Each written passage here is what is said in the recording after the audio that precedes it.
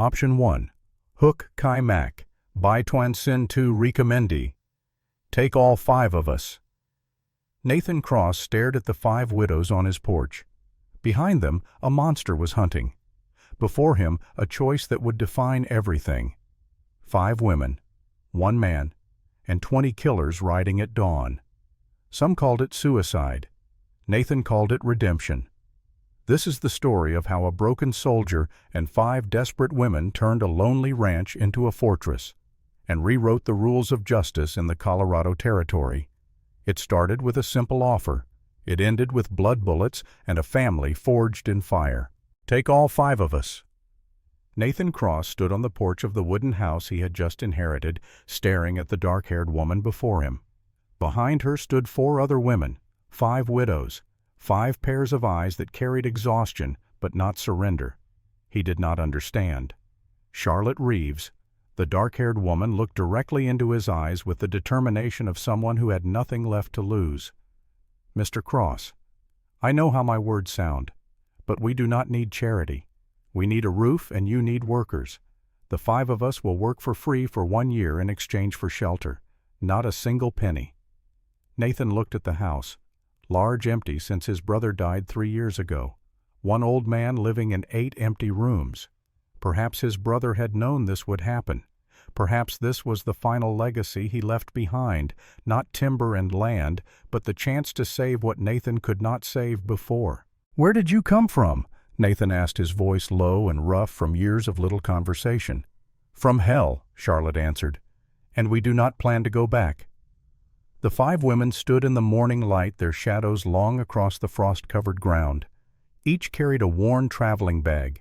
Each wore clothes that had seen better days. But their backs were straight, their chins lifted. They were not begging. They were negotiating. Nathan studied them one by one. The redhead with fierce blue eyes who stood with arms crossed radiating defiance. The petite blonde who peered nervously from behind the others, hands twisting the fabric of her shawl. The brunette with calculating dark eyes who remained slightly apart, observing everything. The auburn-haired woman near the back who stood with quiet strength, a maternal presence despite her own evident weariness. And Charlotte, always Charlotte. The way she positioned herself, one arm slightly extended as if to shield the 4 behind her, reminded him of something. Someone. The memory pierced his chest before he could stop it. Emma had stood like that once, protecting their daughter Lily from a spooked horse. That same fierce maternal stance, that same willingness to place herself between danger and those she loved. Nathan felt something shift inside him, something he had buried 8 years ago when he came home from hunting to find his wife and daughter cold in their bed, victims of the plague that had swept through the town while he was gone. He cleared his throat. 1 year, 1 year, Charlotte confirmed. We will maintain the property, cook, clean, tend the animals. You will not even know we are here. I will know, Nathan said quietly. This house has been silent for 3 years. 5 women will not be silent. A ghost of a smile touched Charlotte's lips. Then perhaps silence is not what you need, Mr. Cross. The words hung in the cold morning air. Nathan felt them settle into his bones like the ache of an old wound. He had believed silence was what he deserved. Punishment for failing to save Emma and Lily, penance for being alive when they were not. But standing here looking at 5 women who had clearly survived their own hell, he wondered if his brother Jeremiah had understood something Nathan did not. That silence was not penance. It was just another form of death. "Come inside," Nathan heard himself say. "We will discuss the terms." Charlotte's shoulders dropped slightly, relief she could not quite hide. "Thank you." As the 5 women filed past him into the house, Nathan caught the scent of lavender and wood smoke clinging to their clothes. The last time this house had smelled of anything but dust and loneliness was the day Jeremiah died. The day Nathan inherited a place too large for 1 man and too full of ghosts for comfort. He followed them inside, closing the door against the November chill. The fire in the hearth had burned down to embers. He had let it die as he let most things die. What was the point of warmth for 1 man who felt nothing? But now there were 6 people in this room. and somehow impossibly the space felt less empty. Charlotte turned to face him, the other 4 women flanking her like soldiers awaiting orders. "We should introduce ourselves properly. I am Charlotte Reeves. This is Ruby Walsh, Sarah Quinn Vivian Hayes, and Grace Porter." Ruby the redhead gave a curt nod. Her jaw was set in a way that suggested she expected a fight and was prepared to give one. Sarah the blonde offered a timid smile that did not reach her eyes. She looked younger than the others, perhaps mid-20s, with the kind of fragility that came not from weakness but from too much pain too early. Vivian the brunette studied Nathan with an intensity that made him feel assessed and catalogued.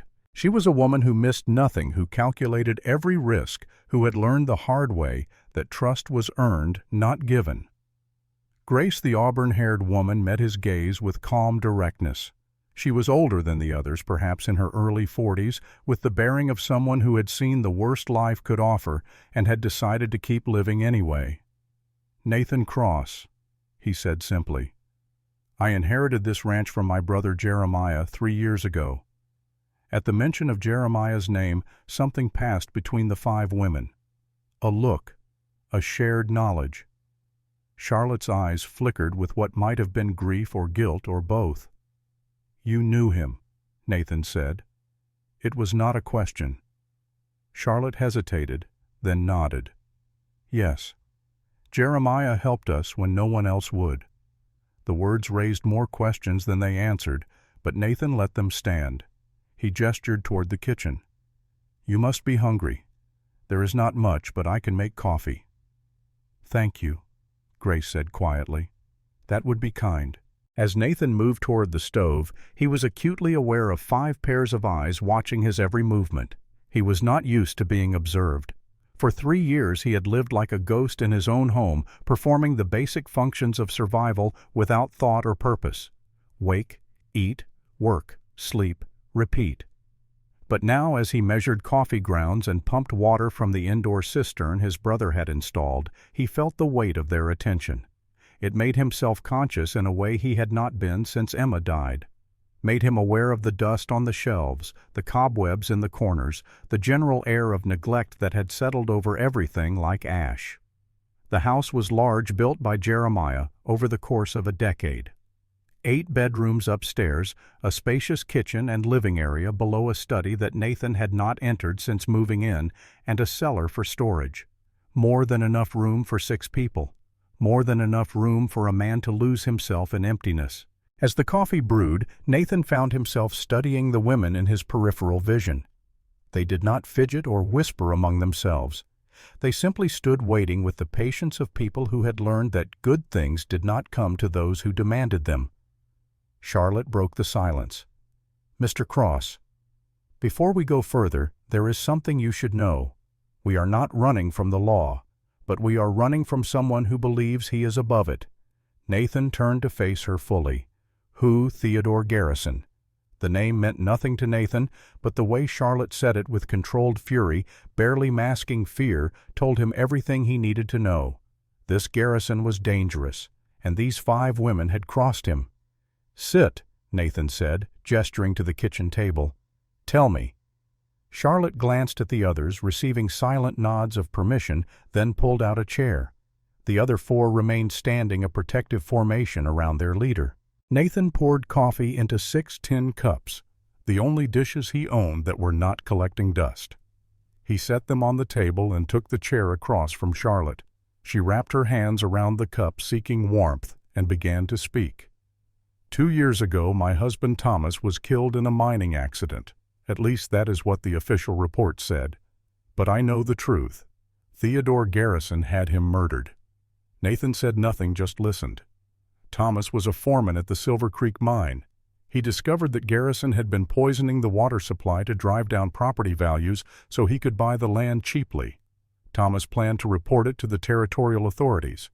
3 days before he could file the report, there was a cave-in. Thomas and 2 other men died.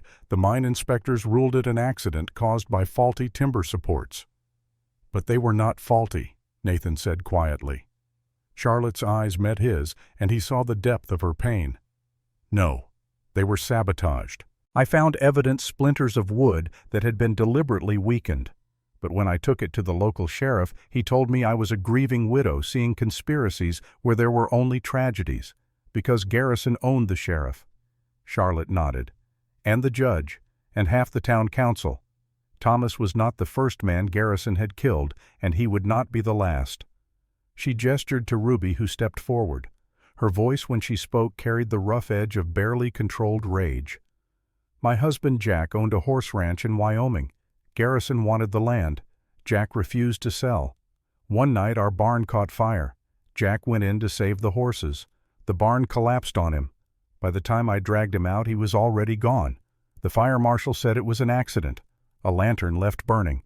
But Jack never left lanterns burning, Charlotte added. He was meticulous about fire safety.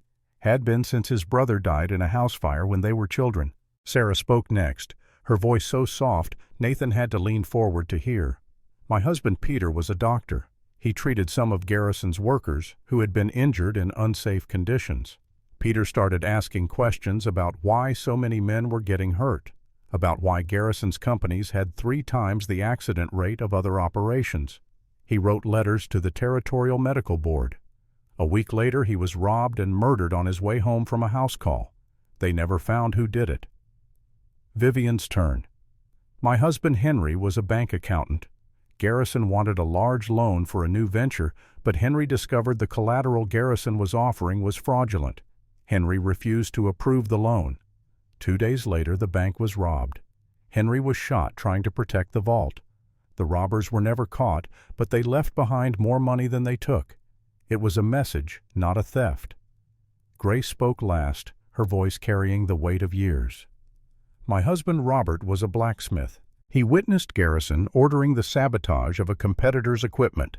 Robert agreed to testify in court. Before the trial date, he was arrested on false charges of theft. While in jail, he was poisoned. The authorities said he took his own life. Robert was the most devout man I ever knew. He would never have committed suicide. The kitchen fell silent except for the crackling of the fire Nathan had rebuilt in the hearth. 5 dead husbands. 5 women left with nothing but their grief and the knowledge that the man who destroyed their lives walked free. Nathan felt something cold and familiar settle in his chest. The helplessness of watching someone you love die. The rage at a universe that allowed good people to suffer while evil men prospered. He had felt it 8 years ago, standing beside 2 graves wondering why God had taken his family and left him behind. "You went to the law," he said. "We went to Marshal William Hayes." Charlotte replied. "He is the only lawman in Denver who is not in Garrison's pocket. Hayes believed us, but he said without concrete evidence there was nothing he could do. Garrison is too powerful, too connected. Hayes advised us to leave Denver to hide somewhere Garrison could not find us." "But you did not hide," Nathan said. "You fought back." Charlotte's hands tightened around her coffee cup. "We planned to. The 5 of us met regularly gathering evidence documenting every suspicious death, every bribe, every threat. We thought if we could build a strong enough case, even Garrison's influence could not save him." "What happened?" Ruby answered, her voice hard. "We found out Garrison was planning something new. Not just killing competitors or silencing witnesses. He was bringing in young women from the East, promising them respectable work, then forcing them into situations they could not escape.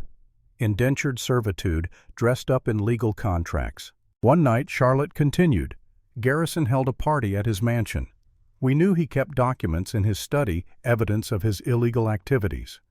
We planned to break in during the party, steal the documents, and disappear before anyone noticed. But something went wrong, Nathan said. Charlotte's face paled at the memory. We got into the study, found the documents. But then we heard screaming from upstairs. We went to investigate and found Garrison in his bedroom with a girl. She could not have been more than 16. He was hurting her. Ruby's voice shook with barely suppressed violence. I grabbed a wine bottle and hit him over the head. He went down. We thought we had killed him. We took the girl and ran, got her to a church that helps women in trouble. Then we scattered. But Garrison did not die. He woke up, and now he is hunting us. Nathan absorbed this, his mind working through the implications. So you came here, to Jeremiah? Charlotte nodded. Marshall Hayes knew your brother. Said Jeremiah was one of the few truly good men he had ever met. That if anyone could help us disappear, it would be him. We arrived here 6 months ago. Jeremiah took us in no questions asked. He let us stay in this house, helped us create new identities, taught us how to survive in the wilderness if we needed to run again. And then Nathan prompted, though he already suspected the answer. Charlotte's eyes filled with tears she refused to let fall. 3 months ago, Jeremiah went to Denver on business. When he came back, he seemed troubled. He told us he had been followed, that someone had recognized him. 2 weeks later, he went out hunting and never came back. They found his body at the base of Red Ridge Cliff. The sheriff ruled it an accidental fall, but it was not an accident. No, Charlotte whispered. Grace found boot prints at the top of the cliff. 2 sets. Someone was with him. Someone pushed him. Garrison, or one of his men. We do not know for certain. But Jeremiah died protecting us, Mr. Cross. He died because he was the only person willing to stand between us and a monster. Nathan stood abruptly walking to the window. Outside, the November sun was climbing higher, burning off the morning frost. The land stretched out in rolling hills of brown grass and scattered pine. His brother's land. His land now, land that had cost Jeremiah his life. He thought about the letter the lawyer had given him with the deed. The lawyer had been very clear. The property was unencumbered, no debts, no liens. But he had also said something strange. Your brother left specific instructions. He wanted you to have this place, said you would know what to do with it when the time came. At the time, Nathan had thought it meaningless sentiment. Now he understood. Jeremiah had known he might die, had known that Nathan, with his military background and his own losses, would be the right person to protect what Jeremiah could not. His brother had left him more than a house. He had left him a mission. Nathan turned back to the 5 women. How long before Garrison finds you here? Charlotte met his gaze steadily. We do not know. We have been careful, but he has resources. Money, men, connections. It could be weeks. It could be tomorrow. And when he comes, Charlotte's voice hardened. We will not go back. We will die first. The words hung in the air, a promise and a threat. Nathan recognized the tone. He had used it himself once long ago when a Confederate officer had demanded his unit surrender. Some things were worth dying for. Some fights had to be fought regardless of the odds. He thought of Emma, of the way she had looked at him on their wedding day. The trust in her eyes. The absolute certainty that he would protect her and any children they might have. He had failed that trust. Had been hunting elk in the mountains while plague swept through their town, killing his wife and daughter before he could get home to save them. For 8 years he had lived with that failure, had let it hollow him out until he was nothing but a shell going through the motions of existence.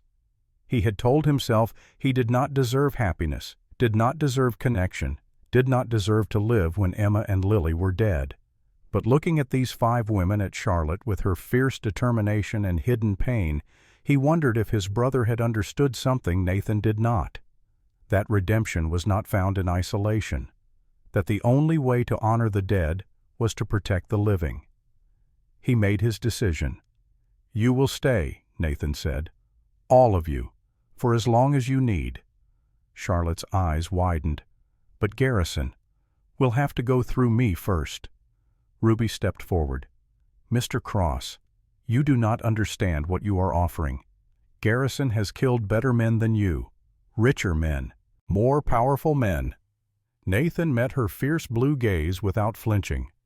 I am not rich or powerful, but I am a man who has nothing left to lose, and that makes me more dangerous than Garrison can imagine. Sarah spoke up, her voice trembling. We cannot ask you to risk your life for strangers. You are not asking, Nathan said quietly. I am choosing. And you are not strangers. You are people who loved and lost just like me. You are people who refused to give up even when the world told you to accept injustice. That is not weakness. That is strength. Vivian's calculating eyes studied him. What do you want in return? Nathan considered the question. What did he want? For 8 years he had wanted nothing, had felt nothing, had been a dead man walking through a living world. He said slowly to matter again. I want my life to mean something beyond waking up and going to sleep. I want to protect people I could not protect before. And I want to make the man who killed my brother pay for what he has done." Charlotte stood, moving closer to Nathan. She was tall for a woman, her eyes nearly level with his. In those green depths he saw the reflection of his own pain. Two wounded souls recognizing each other across a kitchen table. "We accept your offer," she said, "but there are things you need to know. Things about us, about what we have done. We are not innocent victims, Mr. Cross. We have blood on our hands." Nathan thought of the war, of the men he had killed in service to a cause he had not fully believed in. Thought of the faces that haunted his dreams, Confederate soldiers who were just boys really fighting for their homes. Thought of the weight of those deaths, the way they accumulated like stones in his chest. "We all have blood on our hands," he said. "The question is whether we spilled it for the right reasons." Charlotte nodded slowly, something like respect flickering in her eyes. "Then we have much to discuss. But first, if the offer still stands, we would like to see where we will be staying." Nathan led them upstairs, acutely aware of 5 sets of footsteps following him. The second floor had 8 bedrooms arranged along a central hallway, 4 on each side.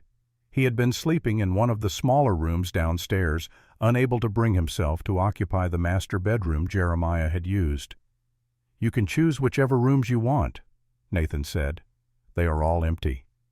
The women moved through the hallway, opening doors, peering into spaces that had been closed for years. Nathan watched Charlotte pause at the doorway of the largest bedroom, the one at the end of the hall, with windows facing east and south. Morning light flooded the space, making it seem almost warm despite the cold November air.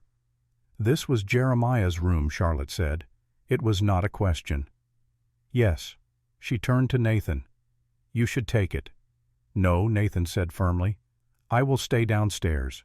These rooms are for you." Charlotte studied him for a long moment, then nodded. "As you wish." The women chose their rooms with quiet efficiency. Charlotte took the large bedroom at the end of the hall. Ruby selected the room next to Charlotte's, positioned strategically to guard the approach to her friend's door. Sarah chose a smaller room with a window overlooking the garden Jeremiah had planted, now overgrown and wild. Vivian took the room nearest the stairs, the first line of defense if anyone came up from below. Grace claimed the room across from Charlotte's, a maternal instinct placing her where she could watch over the others.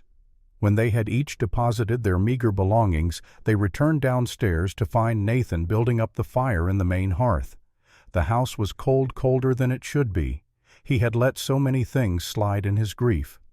"We should discuss logistics," Vivian said, her practical mind already working through problems. "Food supplies, security.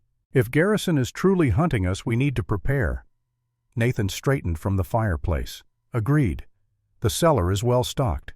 Jeremiah was thorough about such things. There is enough food for 6 people to last through winter if we are careful.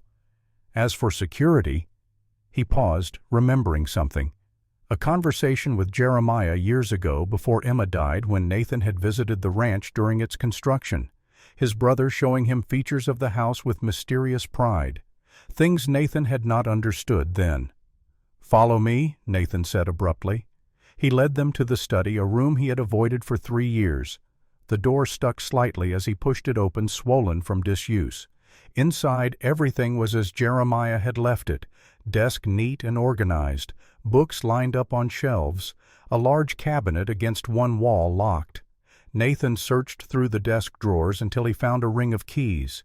He selected one and opened the cabinet. Inside were documents, maps, and something unexpected, a leather-bound journal. He pulled out the journal, recognizing his brother's precise handwriting on the cover. "Nathan Cross. If you are reading this, I am gone, but my work is not finished. Please finish it for me."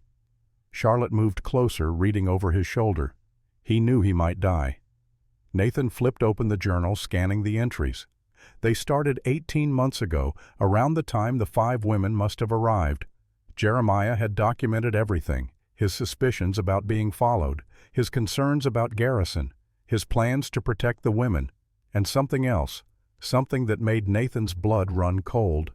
He knew about the tunnel, Nathan said, reading faster. My God, he built a tunnel. Ruby stepped forward. What tunnel? Nathan looked up from the journal, his mind racing. Jeremiah suspected that if Garrison found this place, there would be violence, so he prepared an escape route. There is a tunnel running from the cellar to the forest half a mile away. He spent 2 years digging it, shoring it up, making it safe. Show us, Charlotte said immediately. Nathan led them to the cellar, the journal in his hand. The space was large, lined with shelves of preserved food, barrels of flour, and salt crates of supplies. He moved to the far wall, running his hands along the stones. It should be here somewhere. A hidden door. Grace knelt down, her fingers tracing the mortar lines. Here. This section is newer.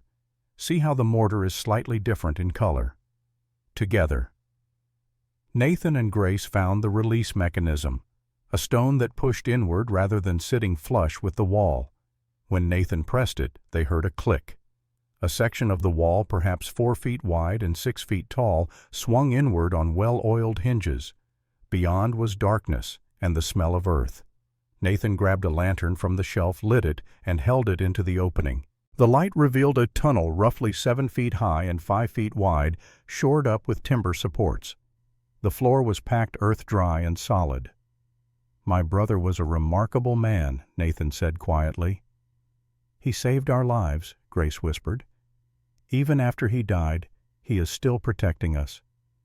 They explored the tunnel's entrance but did not venture far. It would be there if they needed it. For now, knowing it existed was enough. Back in the main house, they gathered around the kitchen table again. The afternoon sun slanted through the windows, painting everything in shades of gold. For a moment, the house felt almost alive, almost like a home. We need rules, Nathan said. If we are going to survive this, we need to be clear about expectations and boundaries. Charlotte nodded. Agreed. What do you propose? First, no one goes into town without at least one other person. Second, we establish a watch rotation, someone awake and alert at all times. Third, we create signals, ways to warn each other if there is danger. Vivian pulled out a notebook and pencil from her bag, beginning to write. What else? We train, Ruby said. If Garrison comes, we need to be ready to fight. Nathan looked at the redhead with new respect. You know how to shoot. My father taught me, but I am out of practice. Then we will practice together, all of you, rifles, pistols, anything we have. By the time Garrison finds us, if he finds us, you will be ready. The conversation continued for hours, planning and preparing. They discussed fields of fire, defensible positions, supply rationing, and emergency protocols. Nathan found himself falling into old patterns from his military days, thinking tactically, anticipating scenarios. But as the light faded and Grace stood to begin preparing an evening meal, Nathan realized something had shifted. For the first time in 3 years, he was not simply existing. He was living, planning for a future beyond the next day, protecting people who depended on him. It felt like purpose. It felt like redemption. That night, after a simple meal of salt pork and beans that Grace somehow made delicious, Nathan sat on the front porch. The stars were brilliant in the November sky, cold and distant. He heard the door open behind him and was not surprised when Charlotte stepped out, wrapping a shawl around her shoulders against the chill. "Mind if I join you?" she asked. Nathan gestured to the chair beside him. Charlotte sat, and for a long moment they simply existed in companionable silence. Two people who understood that sometimes words were inadequate. Finally Charlotte spoke. "Why are you really doing this, Nathan? And please do not tell me it is just about honoring your brother." Nathan considered the question, wanting to answer honestly. "Because I failed once.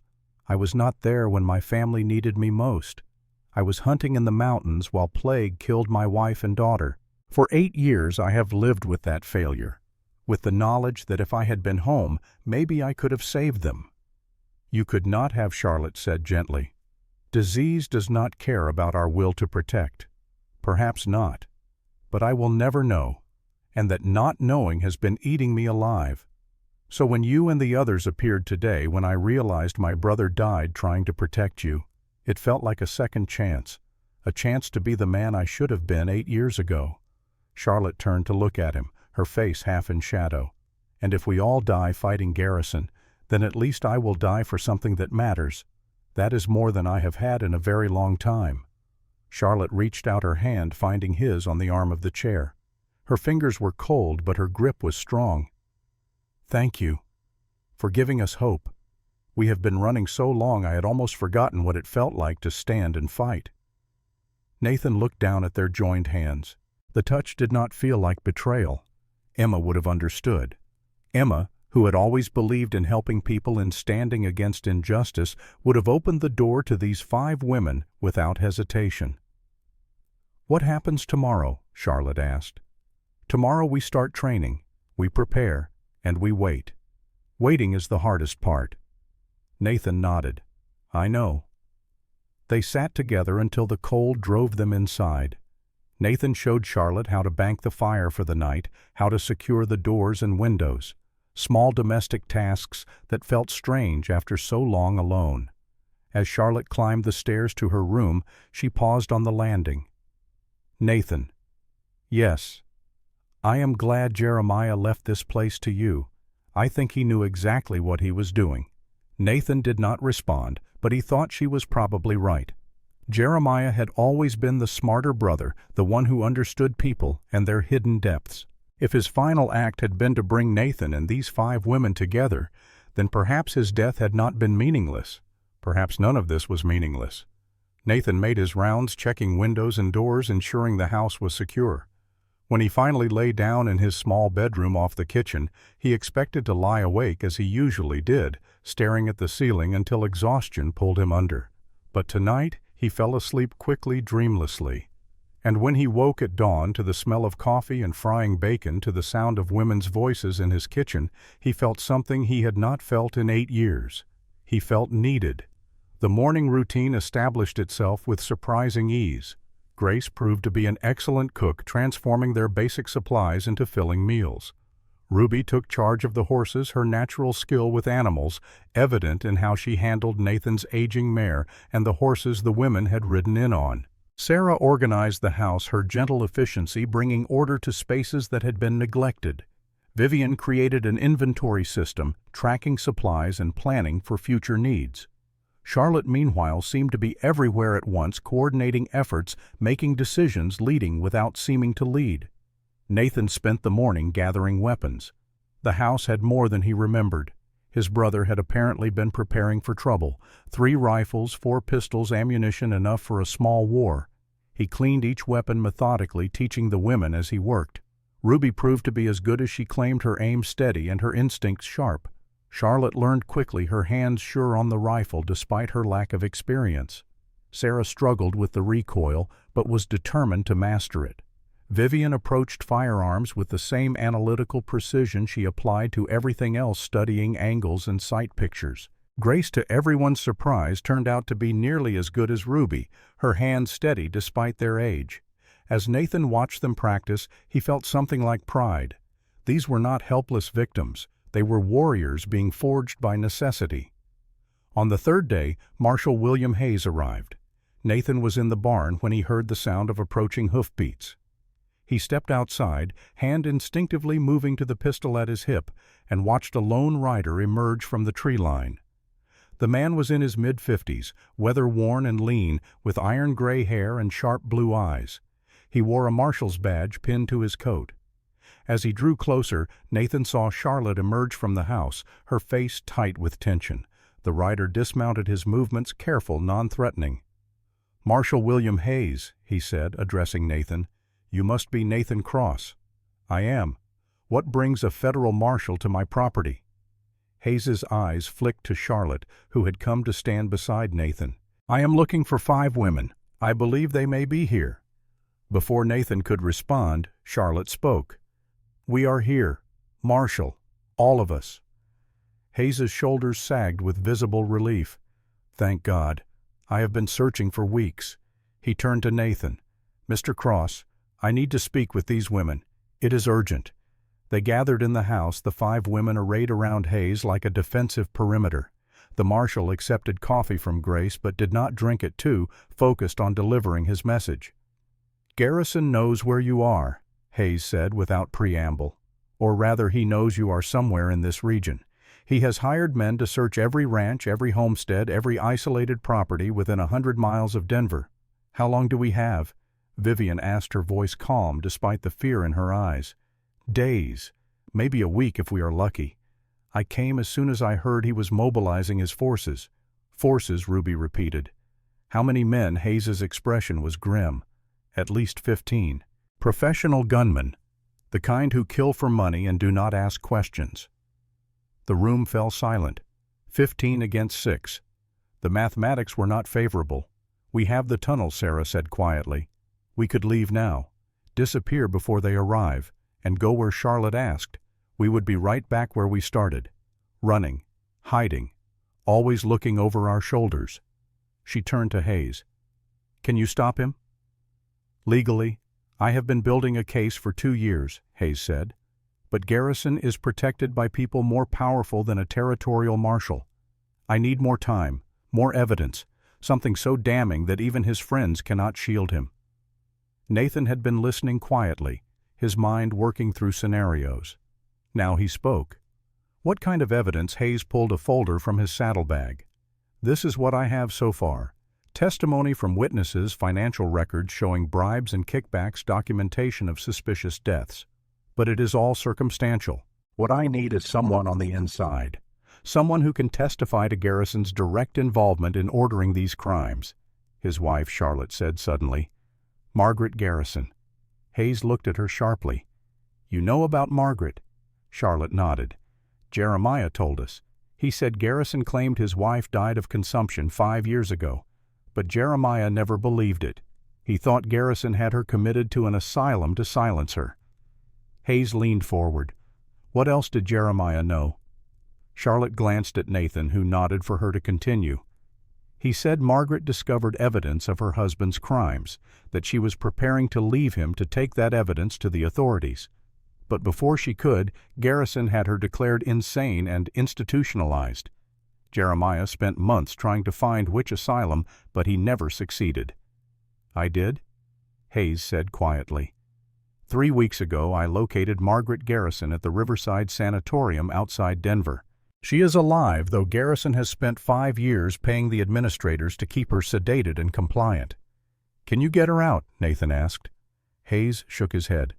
"Not without legal authority. And getting that authority would tip off Garrison that we know about her. He would move her or worse before we could act. So we are back to waiting," Ruby said bitterly. "No," Nathan said. "We prepare.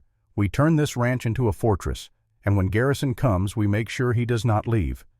Hayes studied Nathan with new interest. "You are proposing to fight. I am proposing to defend my property and the people under my protection. If Garrison wants them, he will have to come through me. Against 15 professional gunmen, Mr. Cross, that is not defense.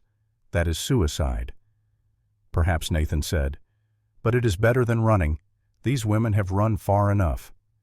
Charlotte placed a hand on Nathan's arm. "We cannot ask you to die for us." Nathan looked at her, seeing the strength and fear warring in her green eyes. "You are not asking. I am choosing, just as Jeremiah chose."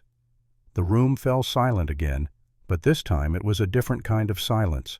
Not the silence of despair, but the silence of people gathering their courage for what was to come. Hayes stood. "I should go. If Garrison's men are searching the area, they might see my horse. But I will be back. And if you need help—" He left the sentence unfinished.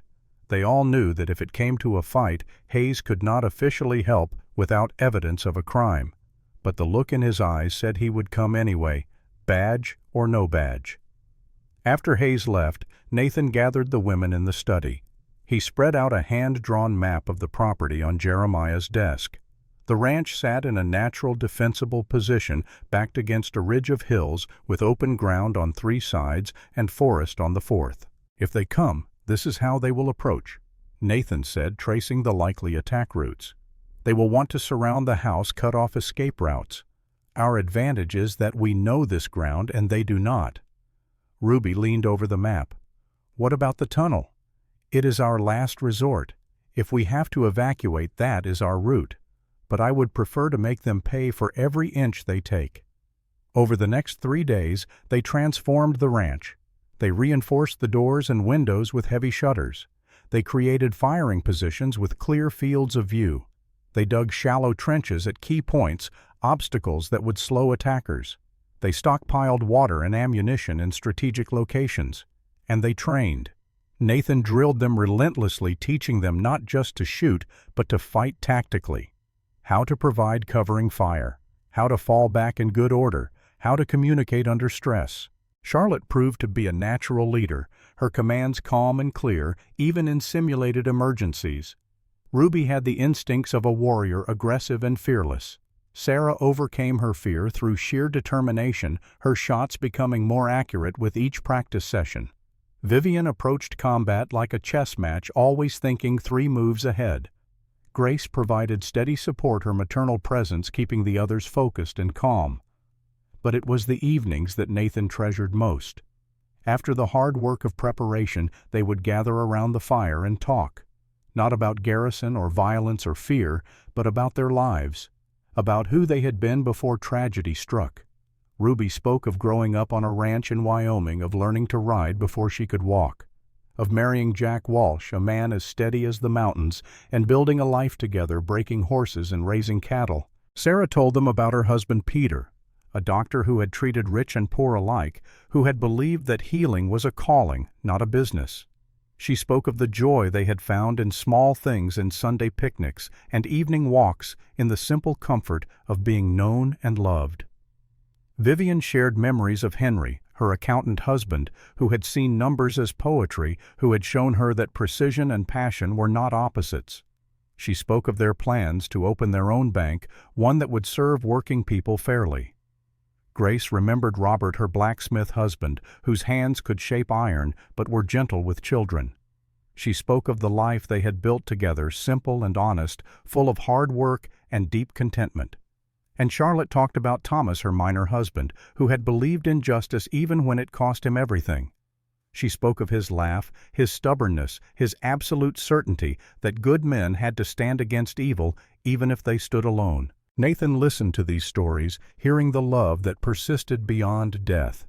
And one night, prompted by Charlotte's gentle questioning, he spoke of Emma and Lily, of his wife's kindness and fierce protective love, of his daughter's laugh, her curiosity, her absolute trust that her father would always keep her safe. "I was not there," Nathan said, his voice rough with old pain. "I was hunting when the plague came. By the time I got home, they had been dead for 2 days. Grace Porter, the town's healer, not this Grace, but another woman with the same name, she told me Emma had called for me at the end, had asked where I was. Charlotte's hand found his in the firelight. You could not have known. That is what makes it worse. If I had known, I would have been there. I would have held her hand, told her I loved her. But I was stalking elk in the high country, completely unaware that my world was ending." Ruby spoke up, surprising everyone. "My husband died saving horses. Horses we could have replaced. But he could not be replaced. For months I hated him for choosing animals over me, over our future. Then I realized he did not choose the horses. He chose to be the man he was, the man who could not walk away from suffering. That is who I loved, and I cannot hate him for being exactly who he was." Nathan looked at Ruby, seeing the wisdom in her fierce blue eyes. "Perhaps you are right. Perhaps I have been hating myself for being who I am. A hunter, a man who provided for his family by being away from them." "You were a good husband and father," Grace said quietly. "The fact that you grieve proves that. Bad men do not mourn." The conversation drifted to other topics, lighter memories. But Nathan felt something loosen in his chest, a knot of guilt he had carried for 8 years, if not released, at least acknowledged. These women understood loss in a way few others could. They did not offer him easy absolution, but they offered him understanding, and that he realized was worth more than forgiveness. On the 6th day after Hayes's visit, everything changed. Nathan was checking the perimeter defenses when he heard hoofbeats, fast, urgent. He grabbed his rifle and ran toward the sound, heart pounding. But it was not Garrison's men. It was Marshal Hayes riding hard, his horse lathered with sweat. Hayes dismounted before the horse had fully stopped. "They are coming. Tomorrow at dawn. Garrison has assembled 20 men, not 15. I could not stop them legally, but I delayed them as long as I could." 20. Charlotte repeated, her face pale. "We cannot fight 20 men." "You do not have to," Hayes said. "I brought help. 10 federal marshals are on their way. They should arrive by noon tomorrow. If you can hold until then." 12 hours, Nathan said. "We need to survive 12 hours. Hayes nodded. "I will stay and fight with you. I am done pretending the law can handle this quietly. Garrison is going down one way or another." Charlotte looked at Nathan, and in her eyes he saw the question she did not speak. Could they survive 12 hours against 20 professional killers? Nathan thought of Emma, of the promise he had made beside her grave to protect what he could, to matter in ways that honored her memory. He thought of Jeremiah, who had given his life protecting these women. He thought of the 5 widows who had suffered enough, who deserved a chance at peace. "We will hold," Nathan said. "We will do whatever it takes, but we will hold." That night, no one slept. They made final preparations, checked weapons, reviewed plans. Nathan positioned people at key defensive points. Ruby and Charlotte would hold the upper floor with their rifles. Sarah and Grace would provide support fire from the reinforced windows downstairs. Vivian would manage ammunition and supplies moving between positions. Nathan and Hayes would be mobile, responding to wherever the attack was strongest. As the night deepened toward morning, Nathan found Charlotte standing at the upstairs window, looking out at the dark landscape. "Nervous?" he asked. "Terrified," Charlotte admitted, "but also ready. We have been victims long enough. Tomorrow we become something else. What is that, survivors, or ghosts who take Garrison with us? Either way, we will not go quietly." Nathan stood beside her close enough that their shoulders touched. "Charlotte, if tomorrow goes badly, there is something I need you to know." She turned to look at him, her face pale in the moonlight. "What?" "You remind me why life is worth living. For 8 years I have been a ghost. You and the others, you brought me back. Whatever happens tomorrow, thank you for that." Charlotte's hand found his, their fingers intertwining. "Nathan, She did not finish the sentence. Instead, she leaned forward and kissed him. It was brief, gentle, filled with all the things they had not said and might never have the chance to say. When she pulled back, Nathan saw tears on her cheeks. "Survive tomorrow," she whispered. "We have unfinished business." Nathan smiled, the first genuine smile he had managed in years. "Yes, ma'am. I intend to." They stood together at the window, watching the eastern sky slowly lighten from black to gray. Somewhere out there, 20 men were riding toward them, intent on murder. But here in this moment, Nathan felt something unexpected.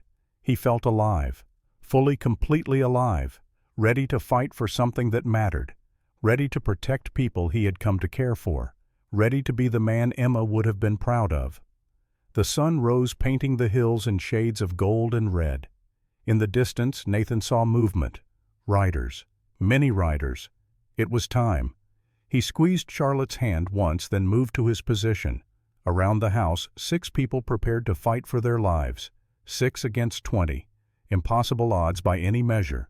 But Nathan had learned something in 8 years of loneliness. Sometimes the impossible was worth attempting. Sometimes the fight itself mattered more than the outcome. And sometimes when you had lost everything, you found that you had nothing left to fear. The riders drew closer, a dark line against the morning sky. Nathan checked his rifle one last time, took a deep breath, and waited for Garrison to make his move. The 20 riders stopped at the edge of rifle range, a dark line of men and horses silhouetted against the rising sun. Nathan watched them through the window of the fortified house, his rifle resting on the sill, his breathing steady despite the hammering of his heart. They were not rushing in. They were taking their time, studying the house, the terrain, looking for weaknesses. Professional soldiers would do the same. These were not angry townsmen or drunk cowboys. These were killers who understood their craft. In the center of the line sat a man on a white horse. Even at this distance, Nathan could see the expensive cut of his clothing, the deliberate calm of his posture. Theodore Garrison, the man who had murdered 5 husbands and ordered Jeremiah killed. The man who thought women were property to be owned and controlled. Garrison raised his hand, and the line of riders spread out, beginning to encircle the house. Nathan had anticipated this. He had positioned his defenders to cover all approaches, but 20 men could create overlapping fields of fire that would make any defense difficult. Charlotte appeared at Nathan's shoulder, her rifle in hand. Her face was pale, but composed. "Are you afraid?" Nathan considered the question honestly. "Yes, but fear can sharpen the mind if you let it." "Thomas used to say something similar," Charlotte said quietly. "He said fear was just your body preparing you to survive. The trick was not to let it control you. Your husband was a wise man. He was." Charlotte's grip tightened on her rifle. "I wish he could see this, see us fighting back instead of running." "He sees it," Nathan said. "They all do. And they are proud." A voice called out from the riders, loud and cultured, carrying easily across the cold morning air. Charlotte Reeves, Ruby Walsh, Sarah Quinn, Vivian Hayes, Grace Porter. "I know you are in there. This has gone on long enough." Garrison's voice was calm, reasonable, the tone of a man discussing business rather than murder. Nathan felt Charlotte tense beside him. "I am offering you one chance to end this peacefully," Garrison continued. "Come out now. Return to Denver with me. I promise no harm will come to you. We can settle this like civilized people." Charlotte moved to the window, her voice ringing out clear and strong. "We are done being civilized with a man who has none. You killed our husbands. You killed Jeremiah Cross. You have stolen, murdered, and corrupted everything you touched. There will be no peace between us." Garrison sighed, the sound carrying theatrical disappointment. "How unfortunate. I had hoped you would see reason." "Very well. Mr. Cross, I presume you are in there as well." Nathan stepped into view at the window. "I am. This is not your fight. These women have filled your head with lies about me.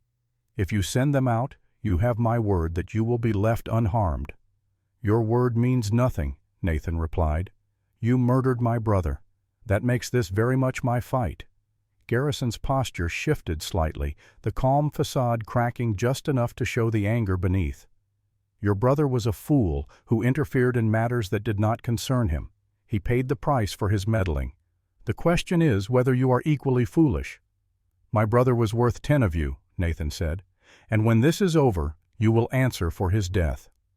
"Bold words from a dead man," Garrison said. "You are outnumbered. You have no supplies, no reinforcements, no hope. Surrender now, and I will make your death quick." Nathan raised his rifle, sighting down the barrel at Garrison. The range was long, but not impossible. His finger rested on the trigger, and for a moment he considered taking the shot, ending Garrison here and now, regardless of what happened after.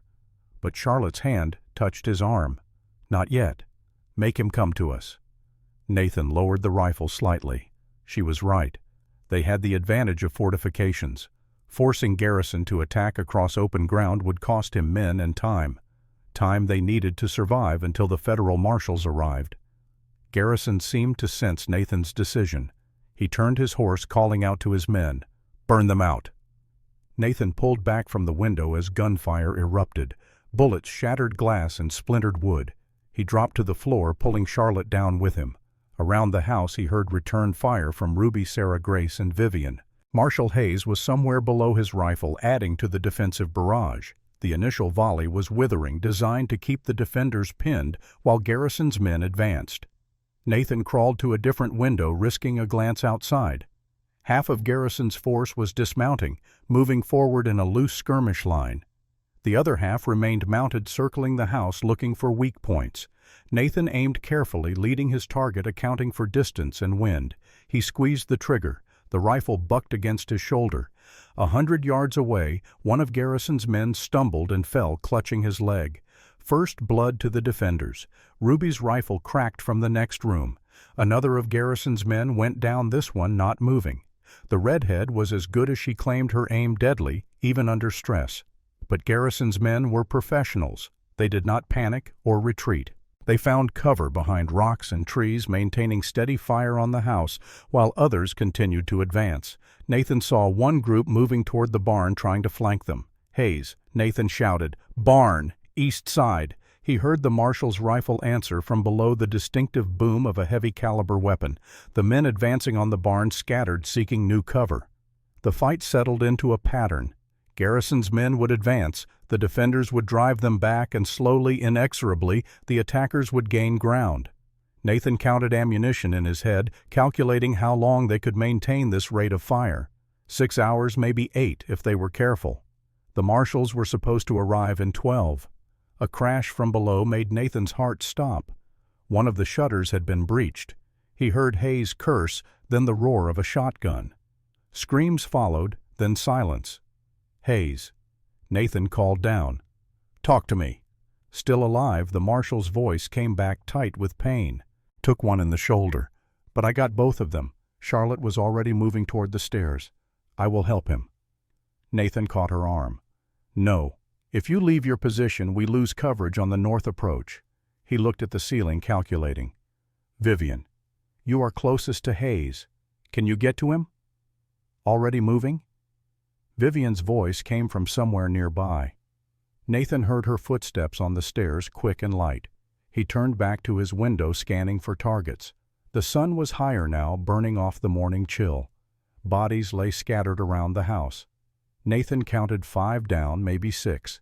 Garrison still had overwhelming numbers, but he was paying a price for every foot of ground. A new sound cut through the gunfire, the crackling of flames. Nathan's blood went cold. They had torched the barn. Thick black smoke rose into the clear morning sky, and even from the house Nathan could feel the heat. Charlotte appeared at his side, her face streaked with powder smoke. "If they burn us out, we will have to use the tunnel." "Not yet," Nathan said. "The barn is separate from the house. As long as they do not reach the main structure, we can hold, and if they do reach it, then we make them regret it." The barn collapsed in a shower of sparks and burning timber. The horses they had sheltered there, including Nathan's mare and the women's mounts, had been led to safety in the pre-dawn darkness, hidden in a ravine a quarter-mile away. Still watching the structure burn felt like a defeat. Garrison's voice called out again, smug with satisfaction. "You see how easy it is to destroy what you love. Surrender now, while you still have a house to surrender from." Nathan did not bother responding. He was conserving ammunition, taking only shots he was confident would hit. Beside him, Charlotte did the same, her movements economical and precise. She had learned quickly, transforming from a woman who had never held a rifle to a competent fighter in less than a week. The morning wore on. The sun climbed higher, and the temperature inside the fortified house rose despite the November chill outside. Nathan's shoulder ached from the rifle's recoil. His ears rang from the constant gunfire. Sweat stung his eyes, but they were holding. Vivian appeared at the top of the stairs, her hands bloody. "Hayes is stable. The bullet went through clean, but he has lost blood. He needs rest. Can he still shoot if he has to?" "But it would be better if he did not have to." Nathan nodded. "Keep him in reserve. We may need him later." Below, something heavy slammed into the front door, once, twice, 3 times. The reinforced timber held, but Nathan heard the wood beginning to splinter. Charlotte sighted down her rifle, aiming at the door. "When they break through, we make them pay for it." The door shuddered under repeated impacts. Nathan moved to a position where he could cover Charlotte, his rifle aimed at the doorway. In his peripheral vision, he saw Ruby doing the same from the opposite window, creating a crossfire that would turn the entrance into a killing zone. The door exploded inward in a shower of splinters. 3 men rushed through, weapons raised. Charlotte fired. The first man's head snapped back and he crumpled. Ruby fired. The second man spun sideways, his chest blooming red. Nathan fired. The third man managed 2 steps before Nathan's bullet took him in the throat. 3 more of Garrison's men dead. The odds were improving, but they were still outnumbered 2 to 1. "Retreat," Nathan ordered. "Upstairs. We cannot hold the ground floor." They fell back in good order, exactly as they had practiced. Charlotte and Ruby provided covering fire, while Nathan, Vivian, Grace, and Sarah withdrew up the stairs. Then Ruby ran with Charlotte, firing to protect her. Finally, Charlotte herself sprinted for the stairs with Nathan and Ruby both shooting to keep Garrison's men pinned. The upper floor was more defensible. Narrower corridors, fewer entrances, better fields of fire.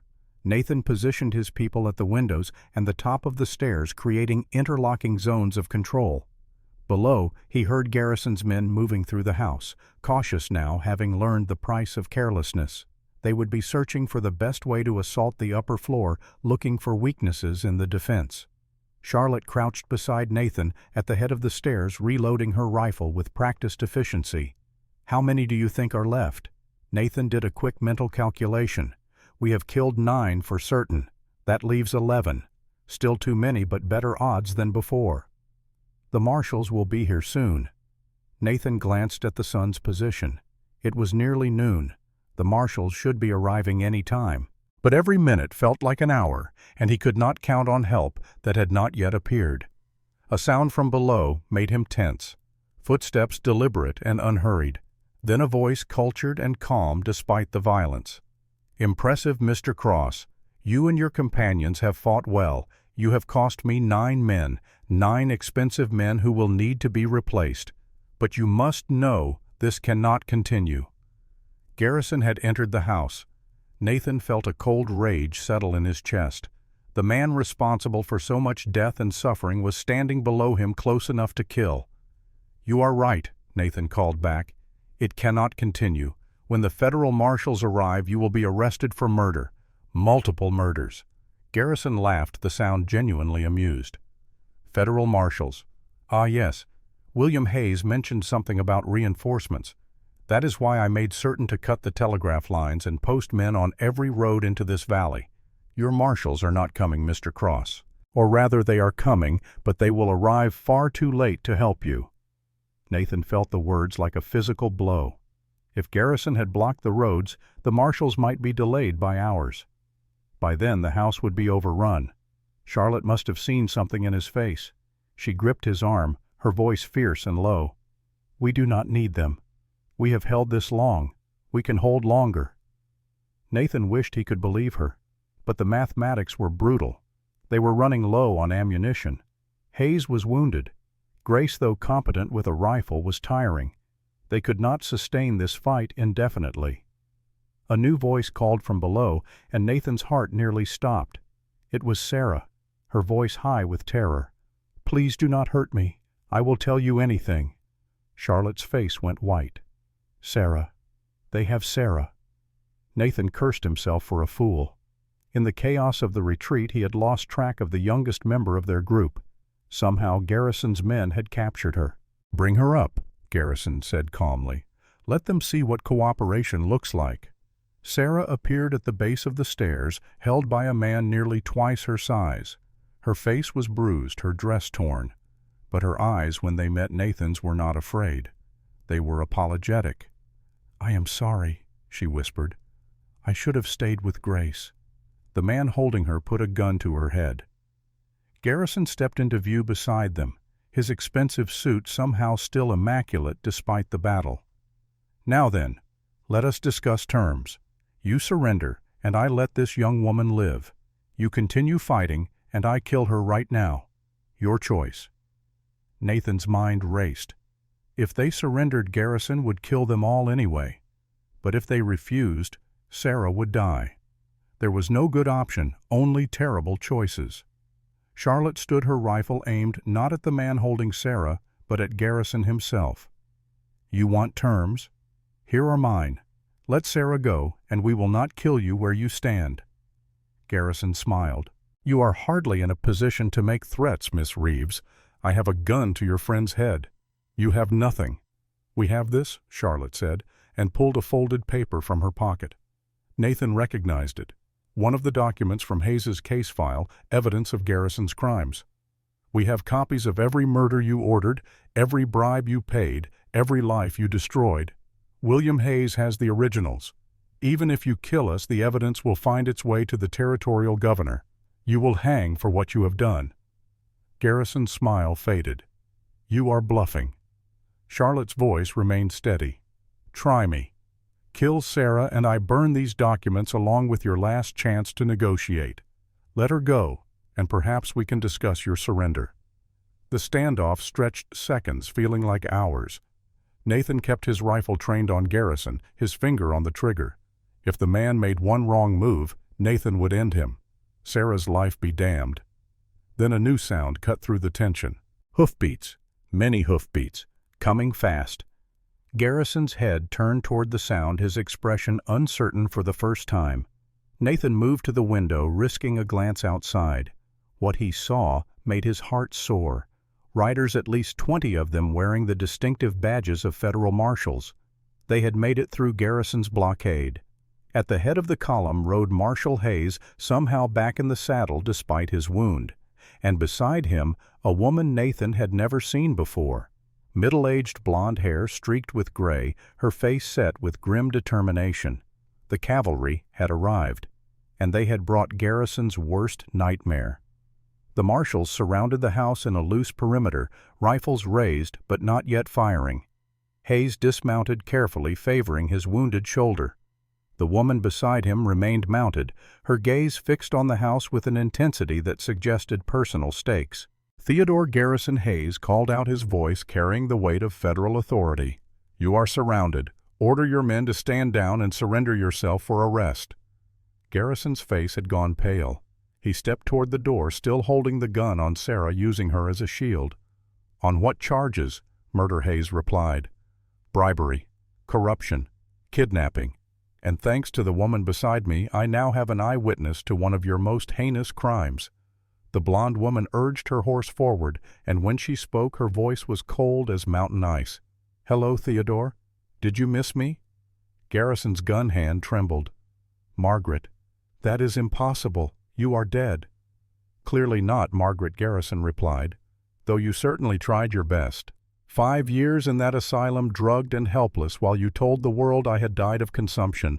But I am very much alive, Theodore. And I am going to watch you hang for what you did to me and to all these other people." Nathan watched Garrison's face cycle through emotions: shock, fear, rage, calculation. The man was trapped, his careful plans unraveling. But trapped men were dangerous men. Garrison pressed the gun harder against Sarah's head. "If I am going to hang anyway, then I have nothing to lose." He raised his voice, addressing the marshals. "Order your men back, or I kill this woman." Hayes did not move. "You kill her, and my men kill you. Is one more murder worth dying for?" Garrison's laugh was brittle-edged with madness. "One more, 100 more. What does it matter? I am already damned. At least I can take some of you with me." Nathan saw it in Garrison's eyes. The decision to go down fighting to inflict as much damage as possible in his final moments. The man was going to kill Sarah regardless of what happened next. Charlotte saw it too. Her rifle swung toward Garrison, but she did not have a clear shot. The man holding Sarah was in the way, and any missed bullet could kill the woman they were trying to save. Time seemed to slow. Nathan's training from the war came flooding back, the calculations a soldier made in the instant before violence: distance, angle, wind, probability of success, acceptable losses. Sarah met his eyes across the space between them. In her gaze he saw acceptance. She knew she was going to die, and she was making peace with it. "No," Nathan thought. "Not today. Not while I still draw breath." He shifted his aim from Garrison to the man holding Sarah. A harder shot, the target partially obscured, but Nathan had been a sharpshooter in the war, had made impossible shots under worse conditions. He squeezed the trigger. The rifle bucked. The bullet crossed the distance in a fraction of a second, entering the man's skull just above his right eye. He was dead before he began to fall. Sarah dropped as the corpse released her, covering her head with her hands. Garrison spun toward Nathan, raising his gun, but before he could fire, a shot rang out from the trees. Garrison jerked sideways, a bloom of red spreading across his chest. Margaret Garrison stepped from the shadows, smoke rising from the rifle in her hands. Her face was pale but determined. "No more," Margaret said, her voice shaking. "You will not kill anyone else, Theodore." Charlotte fired, striking Garrison's shoulder. Ruby fired, hitting his leg. 3 bullets had found their mark. Garrison staggered backward, blood spreading across his chest, shoulder, and leg. His gun fell from nerveless fingers. He staggered backward, his gun falling from nerveless fingers. Blood spread across his expensive suit, dark against the fine fabric. He looked down at himself with an expression of profound surprise, as if he could not quite believe his mortality. Then his legs buckled, and he collapsed, gasping like a landed fish. The remaining gunmen, seeing their employer down, and federal marshals surrounding them, threw down their weapons. The fight was over. Nathan lowered his rifle, his hands shaking with adrenaline. Around him the house settled into an eerie quiet after hours of constant gunfire. Smoke hung in the air, acrid and thick. Charlotte ran down the stairs to Sarah, pulling the younger woman into her arms. Sarah was crying, great racking sobs of relief and terror finally released.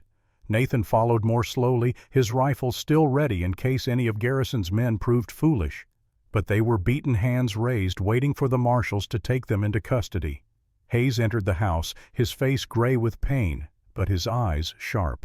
Nathan noted fresh blood on the marshal's shoulder. The ride must have reopened his wound. "You should be resting," Nathan said. "I will rest when this is done," Hayes replied. He looked down at Garrison, who was still breathing through barely. "Get a doctor. I want him alive to stand trial." One of the marshals ran to comply. Nathan knelt beside Garrison, checking the wounds. Serious, but probably not fatal if treated quickly. The man would live to face justice. Garrison's eyes focused on Nathan with an effort. "You think you have won." His voice was a wet whisper, blood bubbling at his lips. "I have friends, powerful friends. They will make this disappear." "Your friends are already running," Margaret Garrison said, entering the house and staring down at her husband with contempt. "When I told the territorial governor about the asylum, about everything you did, he started investigating. Your judges, your sheriffs, your politicians, they are all turning on you, trying to save themselves.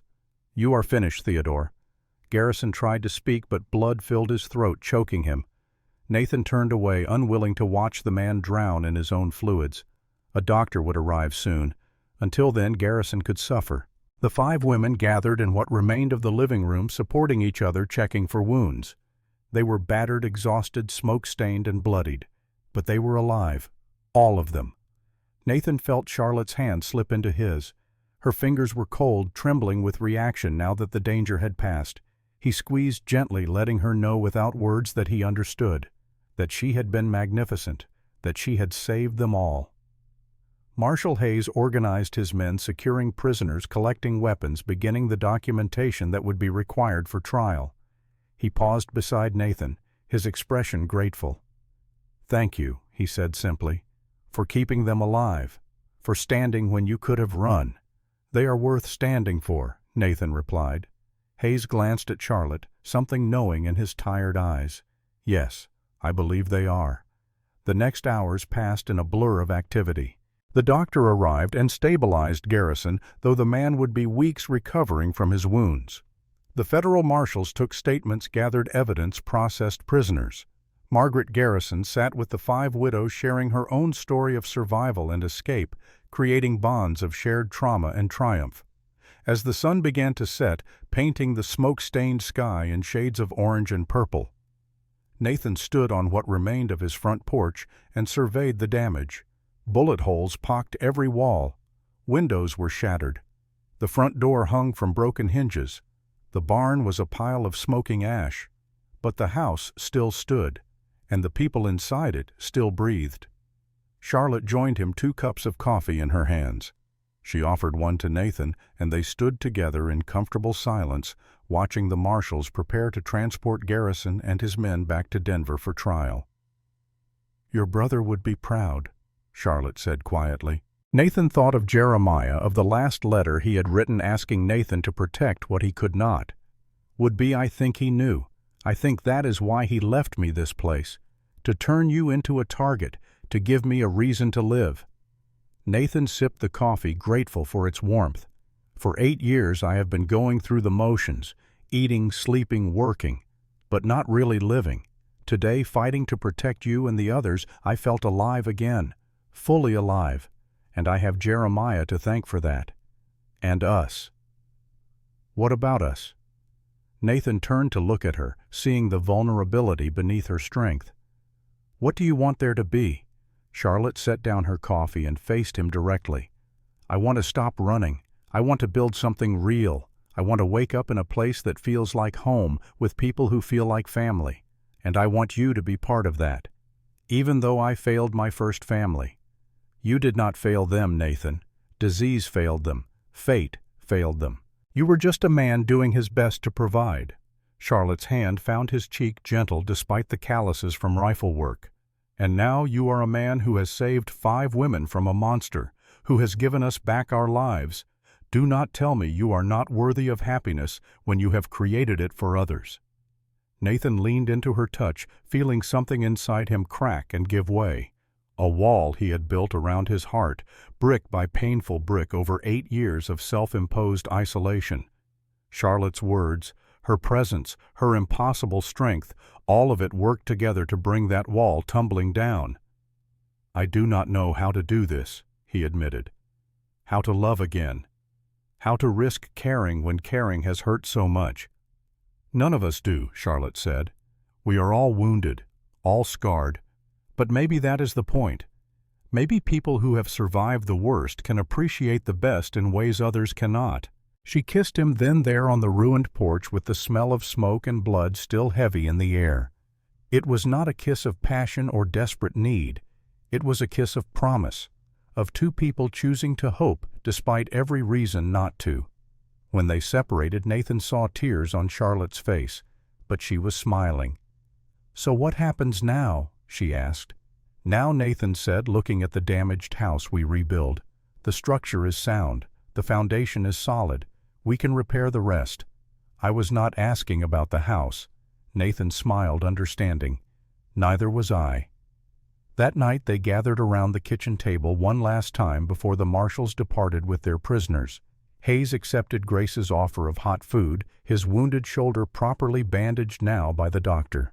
Margaret Garrison sat with them, finally free after 5 years of captivity. Though the haunted look in her eyes suggested freedom would take time to feel real. "What will you do now?" Nathan asked her. Margaret considered the question, her fingers wrapped around a cup of tea. "Testify against Theodore, make sure he pays for what he did to me and to everyone else. After that," she shrugged, "I have money property that was mine before we married. Perhaps I will use it to help other women escape bad situations. God knows there are enough of them." "That is good work," Grace said quietly. "Important work." "What about you 5?" Margaret asked. "Will you stay here?" The women looked at each other, a silent conversation passing between them. Finally, Charlotte spoke. "If Nathan will have us, yes. We would like to stay. This place has become home in a way Denver never was. Here we are, not victims or widows or women who need protecting. We are just ourselves." Nathan felt warmth spread through his chest. "You are welcome to stay as long as you wish, all of you. This house is too big for one man anyway." Ruby grinned, her fierce expression softening. "Good. Because someone needs to teach you how to properly care for horses. Your mare was practically feral when we arrived. And the garden is a disaster," Sarah added. "Come spring we will need to completely replant." "The accounts are a mess too," Vivian said. "No organization at all. It will take months to straighten out. And your cooking." Grace said with gentle diplomacy could use some improvement. Nathan laughed, the sound feeling strange and wonderful after years of grim silence. "So I am being tolerated for my property and my poor housekeeping skills." "And your shooting," Charlotte added, her eyes warm. "That was rather impressive today." "High praise," Nathan said dryly. Hayes stood wincing slightly as the movement pulled his wounded shoulder. "I should get these prisoners back to Denver before they recover enough courage to cause trouble." He looked at Nathan, extending his hand. "Thank you again. For everything." Nathan shook the offered hand. "Will Garrison face justice? Real justice? With Margaret's testimony and all the evidence we have gathered?" Hayes nodded grimly. "He will hang, and his network of corruption will hang with him. This is the beginning of real change in the territory." After the marshals left, taking Garrison and his surviving men with them, the house felt almost too quiet. The women drifted to their rooms exhausted by the day's violence and emotion. Nathan walked through the damaged house cataloging what needed repair. The work would be extensive. Windows replaced, walls patched, doors rehung. The barn would need to be completely rebuilt. But it was possible. All of it was possible. Charlotte found him in the study examining a bullet hole in Jeremiah's desk. "You should sleep," she said. "So should you." "I cannot. Every time I close my eyes I see it all again. The shooting the blood Sarah with that gun to her head." Charlotte wrapped her arms around herself. "I keep thinking how close we came to losing everything. But we did not." Nathan said, "We held. We survived. That is what matters." "Is it?" Charlotte looked at him, her eyes troubled. 9 men died today, Nathan. 9. Yes, they were trying to kill us, but they are still dead. Does that not bother you? Nathan moved closer, taking her gently by the shoulders. "It bothers me that it had to happen at all, but I will not apologize for protecting you and the others. Those men made their choice when they took Garrison's money. We made ours when we decided to stand and fight. I am at peace with that choice. I wish I could be. Give it time." Nathan pulled her into an embrace, feeling her gradually relax against him. "The war taught me that survival sometimes requires terrible choices. The key is not to let those choices define you. You are not a killer, Charlotte. You are a woman who refused to be a victim. Never forget the difference." They stood together in the quiet study, finding comfort in shared presence. Outside, night had fully fallen, stars brilliant in the clear November sky. Tomorrow would bring new challenges, repairs to make, wounds to heal, futures to plan. But tonight, they were alive. They had won, and that was enough. Over the following days, a rhythm established itself. Nathan and Ruby worked on temporary repairs to make the house weatherproof before winter truly set in. Charlotte and Vivian traveled to town for supplies, their names now known as the women who had helped bring down Theodore Garrison. Sarah and Grace organized the house, creating order from chaos. The story spread quickly through the territory. The 5 widows who had fought a small war against corruption and won. Journalists came wanting interviews. Charlotte politely but firmly sent them away. They had lived through enough. They did not need to relive it for public entertainment. A week after the battle, Marshal Hayes returned with news. Garrison had been formally charged with 17 counts of murder along with numerous other crimes. His trial was set for January, and Hayes was confident of conviction. More importantly, Hayes brought documents, legal papers declaring the 5 women fully cleared of any wrongdoing related to their attack on Garrison. They were free not just in practice, but in law. That night, they celebrated with a dinner that Grace declared the finest she had ever prepared. It was probably an exaggeration, but the joy in her eyes made it true enough. They ate and talked and laughed, the sound filling the house with life it had not known in years. After dinner, as the others cleaned up, Nathan and Charlotte walked outside. The night was cold but clear, the stars overhead like scattered diamonds. Nathan had been thinking about this moment for days, gathering courage for a question that terrified him more than Garrison's 20 gunmen had. "Charlotte, there is something I need to ask you." She turned to face him, her expression curious. "What is it? I know this is soon. I know we have both lost people we loved, and those losses do not just disappear. But I also know that I have spent 8 years being alone, and I do not want to be alone anymore. So I am asking, hoping really that you might consider—" He trailed off suddenly, uncertain how to continue. Charlotte waited, patient and attentive. Nathan took a breath and tried again. "Will you marry me? Not right away.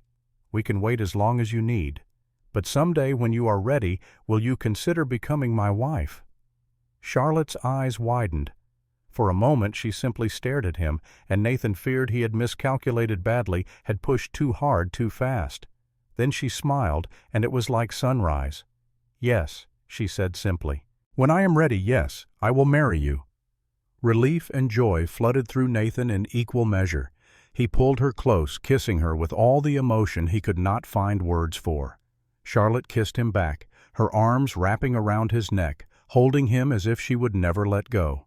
When they finally separated, both breathing hard, Charlotte laughed. The sound was pure and bright, free of the shadows that usually haunted her. "Thomas would have liked you," she said. "He always said I needed someone stubborn enough to match me." "Emma would have liked you too," Nathan replied. "She never had patience for weak women. She would have admired your strength." "They are probably watching us right now," Charlotte mused. "Probably arguing about whether we are moving too fast or too slow. Definitely arguing." Nathan agreed. "But I think they would be happy for us. I think they would want us to live. I think so too." They stood together under the stars, two wounded people choosing hope over despair, life over mere existence. Behind them, the damaged house stood as testament to survival. Ahead of them, uncertain but full of possibility, lay a future they would build together. Inside, the other women were singing, an old hymn, the melody rising into the night. Ruby's strong alto, Sarah's sweet soprano, Vivian's steady mezzo, Grace's warm contralto, voices blending and harmonizing, creating something beautiful from individual threads of sound. Charlotte took Nathan's hand. "Come on, let us join them." They went inside into the warmth and light and laughter. The house that had been so empty now overflowed with life. 6 people who had every reason to give up had instead chosen to endure. And in that choosing, they had created something more valuable than mere survival. They had created family. Not born of blood, but forged in fire. Not perfect, but real. Nathan looked around at the 5 women who had changed his life so completely. At Charlotte, his promised future. At Ruby, fierce and loyal. At Sarah, gentle and determined. At Vivian, calculating and wise. At Grace, maternal and strong. His family, chosen and cherished. Jeremiah had known. Somehow his brother had known that this was what Nathan needed. Not solitude or penance, but connection. Not isolation, but purpose. Not death in life, but life in all its messy, beautiful, painful glory. "Thank you," Nathan thought, sending the words out to wherever his brother might be. "Thank you for understanding me better than I understood myself." That night, Nathan slept deeply and dreamlessly for the first time in 8 years. And when he woke to the smell of coffee and bacon, to the sound of women's voices and morning bird song, he felt something he had thought lost forever. He felt at peace. The days turned to weeks. Winter settled over the ranch in earnest, bringing snow and cold winds. But inside the house, warmth prevailed. They worked together, ate together, lived together in a harmony that surprised them all. Charlotte proved to have unexpected talents for organization, turning the household into a model of efficiency. Ruby's skills with horses led to plans for a breeding program come spring. Sarah's medical knowledge, learned from her doctor husband, made her the unofficial healer for the surrounding area. Vivian's financial acumen transformed the ranch's accounts into profitable ventures.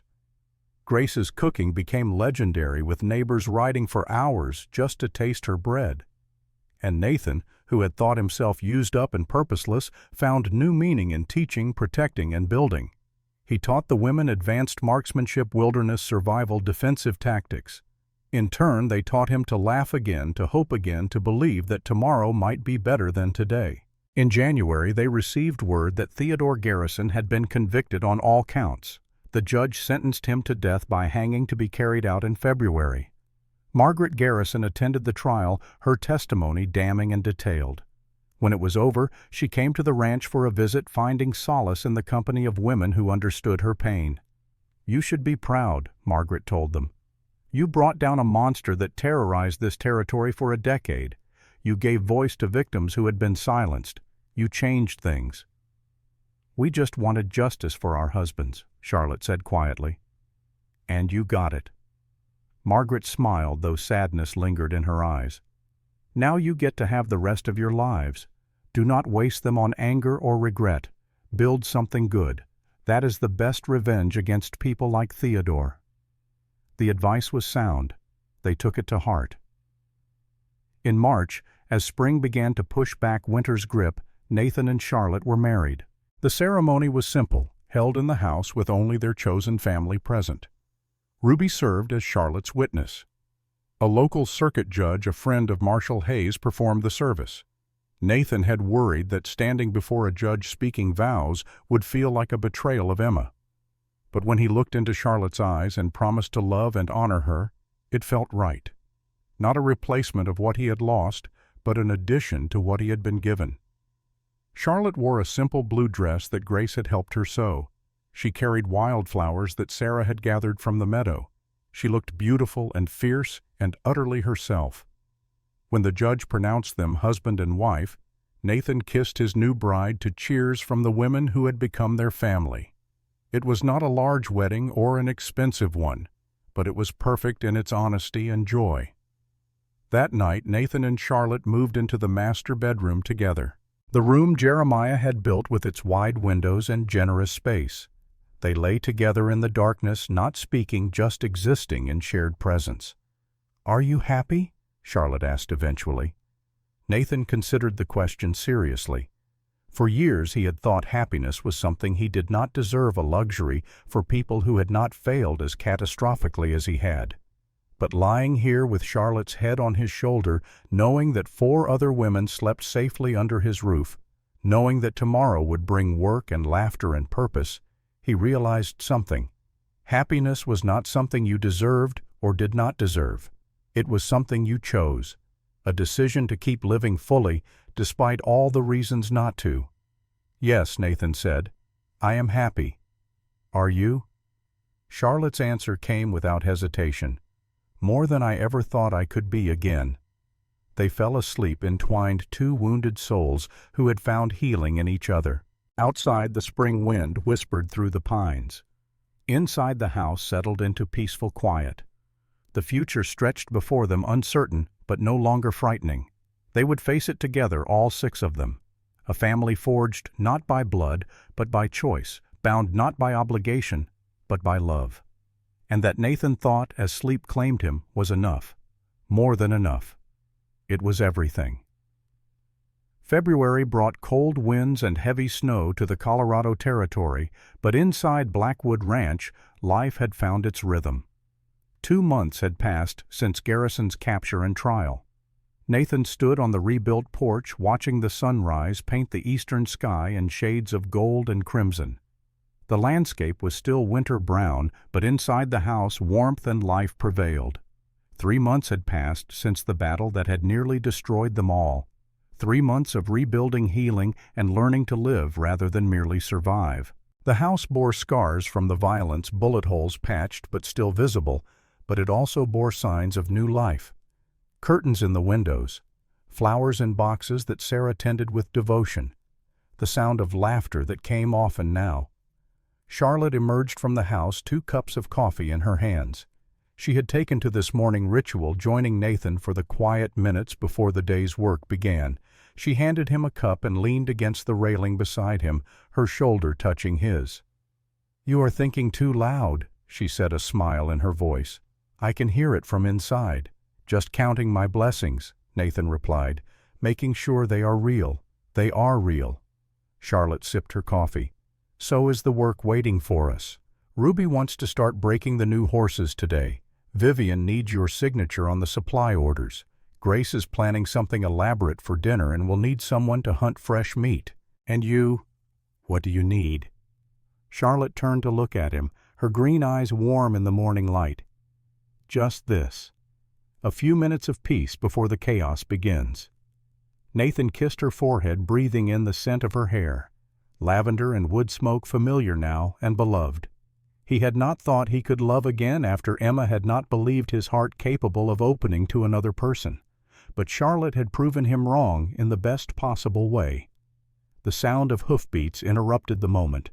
Nathan's hand moved instinctively to the pistol at his hip, old reflexes from the war and the recent battle dying hard. But it was only Marshal Hayes riding up the path at an easy pace. Hayes had become a regular visitor, stopping by every few weeks to check on the women and bring news from Denver. The marshal looked better than he had in months, his wounded shoulder healed and his face less drawn with stress. Garrison's conviction had lifted a weight from him. "Morning," Hayes called as he dismounted. "Hope I am not interrupting." "Never," Charlotte said, though Nathan noticed her hand had also moved toward the rifle leaning against the wall. They were all more cautious now, all quicker to prepare for violence, even in moments of peace. Some scars ran deeper than bullet holes. Hayes tied his horse to the rail and accepted the coffee that Charlotte offered. His expression was troubled, and Nathan felt his contentment curdle into unease. "What is wrong?" Nathan asked. Hayes took a long drink of coffee before answering. Garrison escaped. 3 days ago, the night before his scheduled execution. The words hung in the morning air like gunsmoke. Nathan felt Charlotte go rigid beside him. From inside the house came the sound of footsteps as the other women, hearing Hayes's voice, came to investigate. When Nathan's voice was flat, already shifting into the cold, tactical mindset that had kept him alive through war and siege. 3 days ago. Hayes's jaw clenched with frustration. He had help, Deputy Cole and 2 other guards. They killed 4 men, breaking him out of the Denver jail. By the time we discovered what had happened, they had a 12-hour lead. Ruby appeared in the doorway, her face hard. "Where is he now?" Hayes met her fierce blue eyes. "We do not know. He could be anywhere, could be halfway to California by now. Or—" He paused clearly, reluctant to continue. "Or he is coming here," Vivian finished, emerging from the house with Sarah and Grace behind her. "To finish what he started. We have to assume that is his intent," Hayes said. "The man lost everything because of what happened here, his wealth, his power, his freedom. Men like Garrison do not forgive that kind of humiliation." "How long before he arrives?" Charlotte's voice was steady, but Nathan could feel her trembling against him. "If he is coming directly, he could be here as soon as tomorrow. If he is gathering more men first, we might have a few days." Hayes looked around at the 6 of them, his expression grave. "I brought 10 deputies with me. They are setting up a perimeter now. And I sent word to the territorial governor requesting military support, but that could take a week or more." "So we are on our own again," Ruby said. "Good. We know how that ends." "Last time we barely survived," Sarah said quietly. "And that was with surprise on our side. If Garrison knows what to expect, then we make sure he does not get what he expects." Nathan interrupted. "We have advantages now. We know he is coming. We have had 3 months to prepare better defenses, and we are not the same people we were in November." He was right about that. The women who had fought so desperately to survive the first siege were harder now, more skilled, more dangerous. Ruby had become an expert markswoman. Charlotte's tactical thinking rivaled Nathan's own. Even gentle Sarah could hit a target at 200 yards without flinching. But Garrison was also different. No longer constrained by any pretense of civilization or law. A man with nothing to lose and everything to avenge. "We need to prepare," Nathan said. "Hayes, where are your deputies positioned?" 4 at the tree line to the north, 3 watching the road from the south, 2 on the ridge line to the east, and 1 with the horses. Hayes pulled out a map and spread it on the porch railing. "We have good sight lines, but we are spread thin. If Garrison brings enough men, he could punch through in several places." "Then we do not let him bring men," Vivian said. Her analytical mind was already working the problem. "Garrison escaped 3 days ago with 3 men. He will need time to recruit more. Time he might not want to spend if he thinks we are vulnerable." "You want to bait him," Charlotte said. "Make him think we are unprepared so he attacks with his small force rather than waiting to gather an army." Vivian nodded. "Exactly. We let word slip that we think he fled the territory, that we have relaxed our guard. He hears that his ego will demand he prove us wrong immediately," Risky Hayes said. "If we are wrong about his numbers, we will be facing a larger force than we can handle." "We faced 20 men last time with 6 defenders," Ruby pointed out. "Now we have 16 defenders and better fortifications. I like our odds." Nathan studied the map, his military experience cataloging angles and approaches. The ranch sat in a natural defensive position, but Garrison knew that now. He would not make the same mistakes twice. "We cannot just defend," Nathan said slowly. "We need to take the fight to him, hit him before he reaches the house." "An ambush," Charlotte said, understanding immediately. "We know the terrain. We choose the ground." Hayes frowned. That would leave the house vulnerable. Not if we split our forces. Nathan's finger traced paths on the map. Half stay here to defend, half move out to set up positions along the likely approach routes. We catch Garrison in a crossfire before he even sees the ranch, and if he splits his own forces, then we have divided his attention and reduced his ability to concentrate his attack. Nathan looked up from the map, meeting each person's eyes in turn. This is not without risk, but waiting for him to come to us to choose when and how to attack that is riskier. Charlotte's hand found his, her grip strong and sure. I agree with Nathan. We have been reactive too long. Time to be proactive. The others nodded their agreement, even Sarah, though fear flickered in her eyes. They had all learned that courage was not the absence of fear, but the willingness to act despite it. The next hours passed in focused preparation.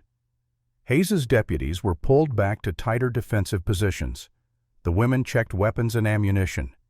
Nathan and Ruby scouted the approaches to the ranch, identifying ideal ambush sites. By afternoon, they had a plan. Charlotte, Ruby, Nathan and Hayes would form the ambush team, positioning themselves along the main road 2 miles from the ranch. Vivian, Sarah Grace, and 6 deputies would remain at the house as a defensive reserve. If Garrison somehow got past the ambush, he would find the ranch still defended. That evening, as the sun set in a blaze of orange and purple, the ambush team prepared to move out. Nathan checked his rifle for the 10th time, a nervous habit from his war days. Beside him, Charlotte did the same, her movements precise and economical. "If this goes wrong," she said quietly, "if Garrison kills me, I want you to know that these last 3 months have been the happiest of my life." Nathan turned to face her fully. "It will not go wrong. We have planned for every contingency. Plans do not survive contact with the enemy. You taught me that." She was right. He had taught her that, along with a dozen other hard lessons learned in Blood and Fire. But he had also taught her something else. No, Nathan agreed. Plans do not survive, but people do. We survive. That is what we do. Charlotte smiled, though it did not quite reach her eyes. "Then let us make sure Garrison does not." They moved out. As darkness fell, 4 shadows slipping through the forest like ghosts. The moon was nearly full, providing enough light to navigate by, but also making them visible to watching eyes. They moved carefully, using every scrap of cover until they reached the position Nathan had selected. A narrow section of the road where trees pressed close on both sides. Any riders would be forced into a tight column, unable to spread out or maneuver. Perfect killing ground. They settled in to wait. Ruby on one side of the road with Hayes, Charlotte, and Nathan on the other. Each pair had overlapping fields of fire able to support each other while maintaining independent lines of retreat. Hours passed. The night grew cold and Nathan felt old war memories stirring. How many times had he done this? Waited in darkness for an enemy who might or might not come, too many to count. But this time was different. This time he was not fighting for a government or a cause he barely understood. This time he was fighting for home, for family. Charlotte shifted beside him, her shoulder pressing against his. "You are thinking too loud again," she whispered, remembering the war. The waiting was always the worst part. At least then you knew the enemy would come. Now we are guessing. Nathan was about to respond when he heard it, the faint sound of hoofbeats on the dirt road. He tensed his hand, tightening on his rifle. Beside him, Charlotte went utterly still, all her attention focused on the approaching sounds. The riders came into view around the bend. 4 men on horseback moving at a steady pace but not racing. Even in the moonlight, Nathan recognized the lead rider. Theodore Garrison, somehow looking immaculate despite 3 days on the run. The man's ability to maintain appearances was almost supernatural. Behind Garrison rode Deputy Cole and 2 other men Nathan did not recognize. Only 4. Vivian's gambit had worked. Garrison had come immediately, unable to resist the chance to strike while his enemies were supposedly unprepared. Nathan raised his rifle slowly, careful to make no sound. Across the road he saw Ruby doing the same. Hayes had his weapon up as well. Charlotte pressed close beside him, her own rifle aimed and steady. They let the riders get deeper into the ambush zone, waiting until retreat would be as dangerous as advance. Nathan's finger rested on the trigger, his breathing slow and controlled. Then Ruby fired. The night exploded with gunfire. Ruby's first shot took one of the unknown men in the chest, tumbling him from his saddle.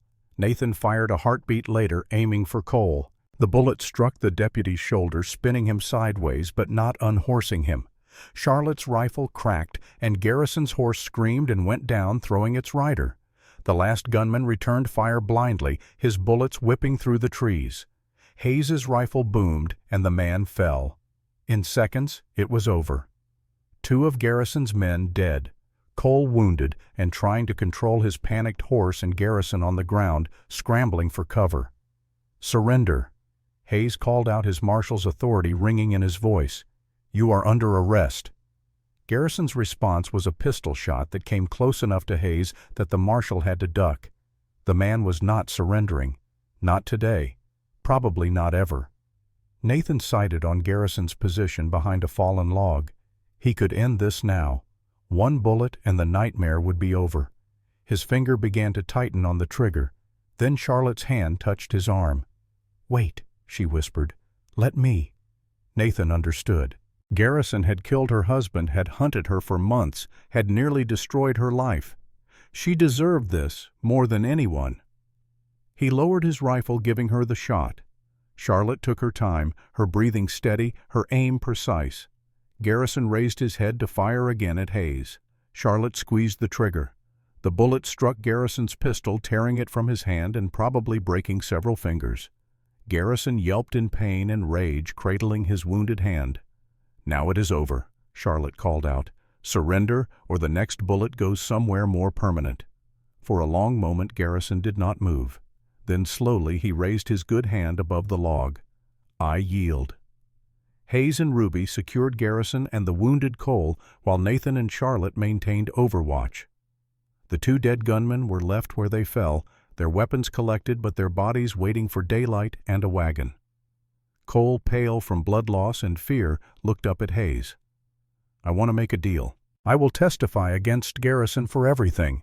The murders, the escapes, all of it." Hayes's expression was cold. "The only deal you are getting is life in prison instead of hanging, and that is only if your testimony puts Garrison in the ground for good." Garrison glared at his captors with undimmed hatred. "You think this changes anything? I will escape again. I have resources you cannot imagine, friends in places you will never reach."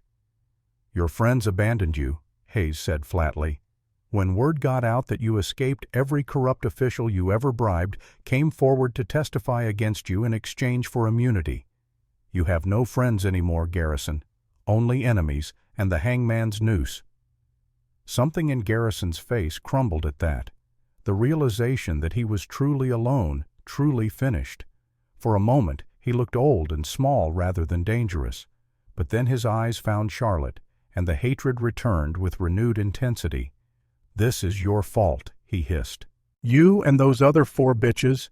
You destroyed me." "No," Charlotte said calmly. "You destroyed yourself.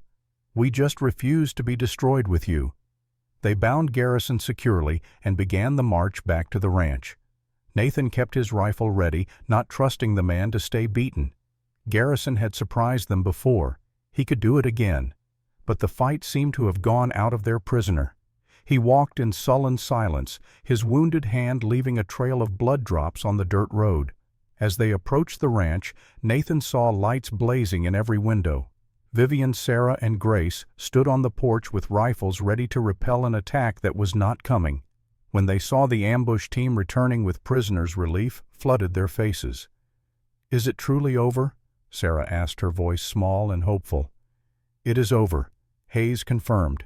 "Garrison is going back to Denver, and this time I will personally ensure he never escapes again." They secured Garrison and Cole in the reinforced cellar, posting guards and rotating shifts. Hayes sent one of his deputies riding hard for Denver to bring back a proper prisoner transport and more men. Until then, they would maintain maximum security. That night, exhausted but unwilling to sleep, the 6 original inhabitants of Blackwood Ranch gathered in the kitchen. Grace made coffee strong and bitter. They sat around the table in companionable silence, each processing what had happened in their own way. "He looked so small," Sarah said eventually. "When we put him in the cellar. So ordinary." "Evil often does," Grace replied. "That is what makes it dangerous. We expect monsters to look monstrous, but they look like anyone else." "What happens to him now?" Ruby asked, directing the question at Hayes. "Trial," Hayes said. "Again. With even more evidence this time. His escape the guards, he killed the men he brought with him tonight.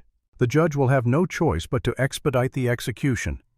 "How long?" Hayes shrugged. "A month, maybe less.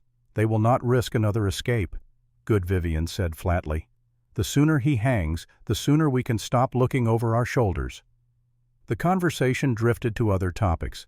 Plans for the ranch now that spring had arrived, Ruby's horse breeding program, Sarah's garden, Vivian's ideas for diversifying their income, normal things, peaceful things, the kinds of conversations people had when they were not running for their lives. Nathan listened with half his attention, the other half monitoring the sounds of the night. Old habits died hard, but gradually, as the hours passed and nothing disturbed the peace, he felt himself relaxing. Charlotte leaned against him, her head on his shoulder. "We did it," she whispered. "We actually survived." "We did more than survive," Nathan replied. "We won." The next morning brought a surprise. Margaret Garrison arrived with the deputy Hayes had sent to Denver, along with a wagon and 6 additional marshals. She looked older than when Nathan had last seen her, lines of stress etched deep around her eyes. "I had to come," she explained as Hayes helped her down from the wagon. "I had to see him, to know it was real." "He is in the cellar," Hayes said. "Do you want to speak with him?" Margaret considered, then shook her head. "No, I have nothing to say to Theodore that has not already been said. I just needed to see with my own eyes that he is truly caught." She turned to the 5 women standing on the porch.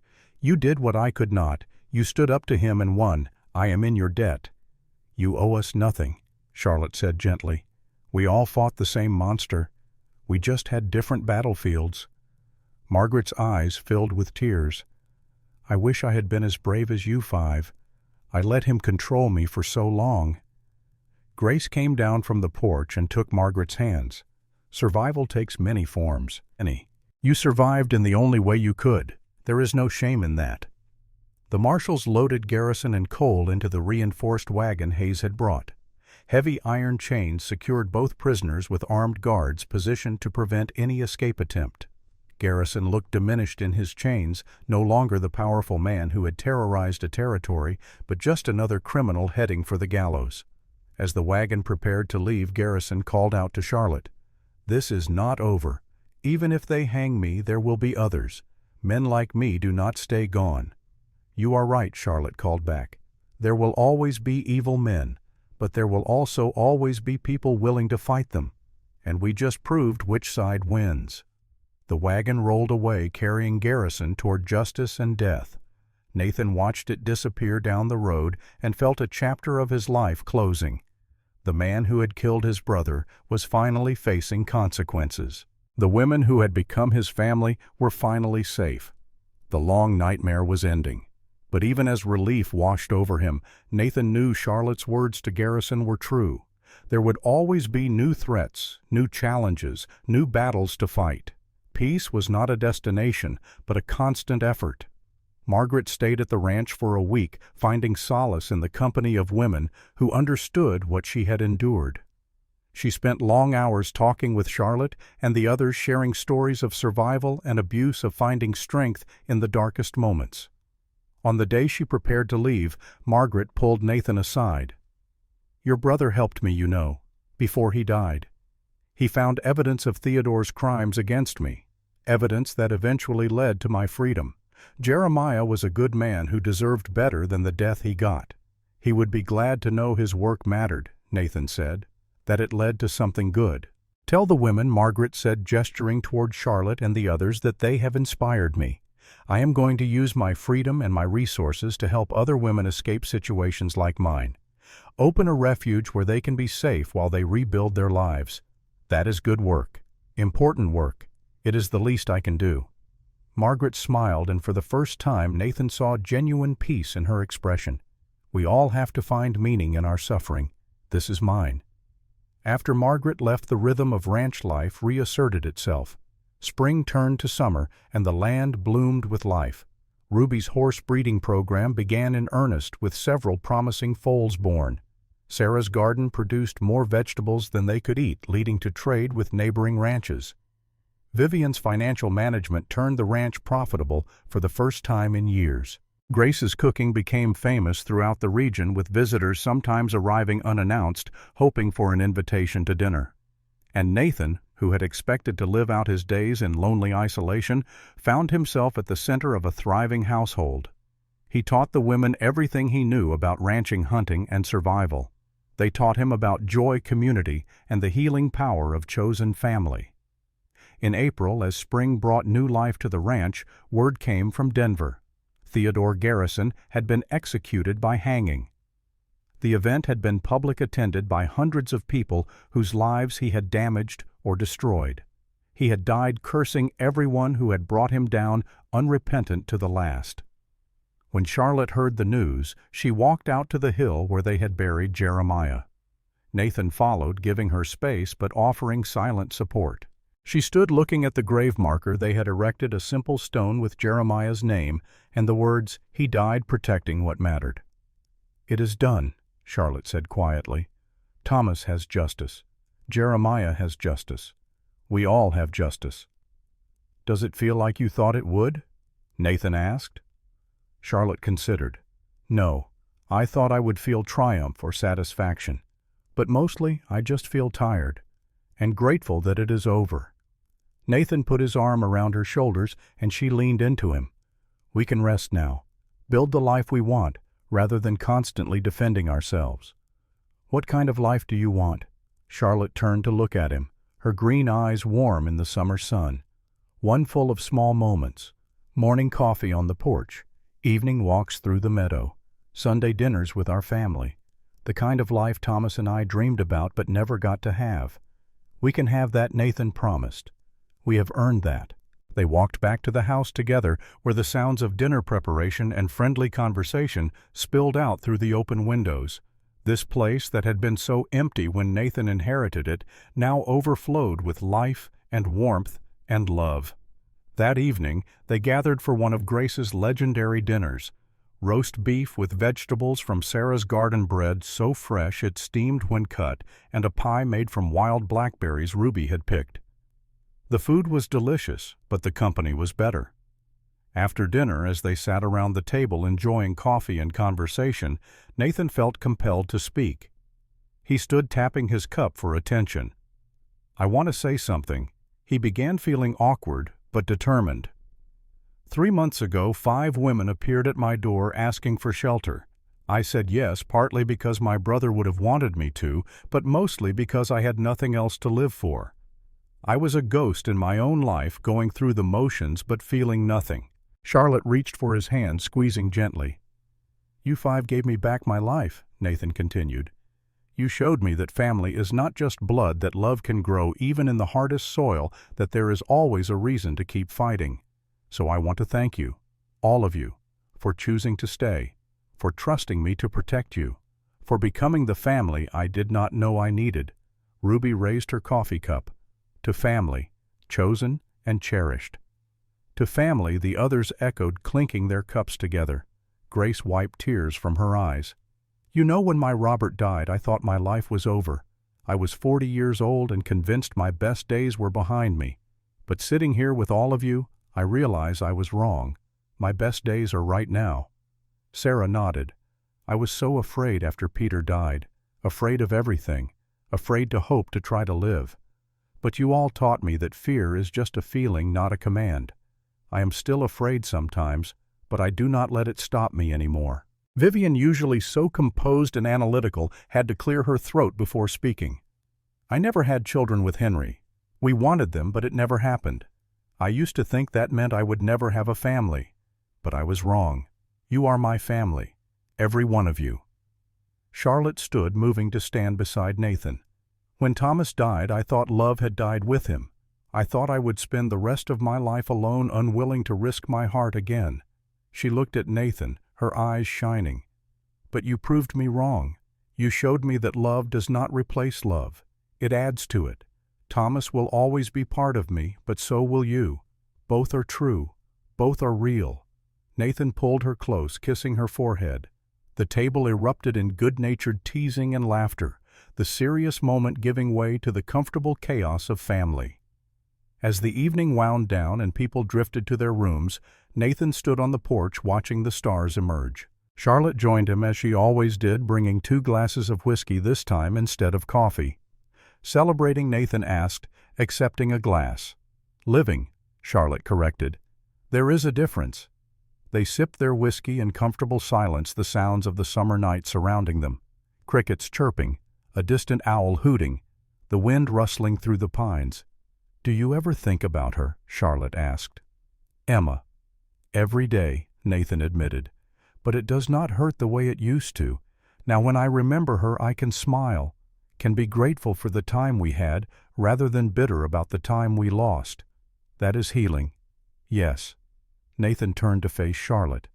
"What about you? Do you think about Thomas?" "All the time." Charlotte smiled softly. "I imagine him watching us, probably laughing at how we stumbled into this."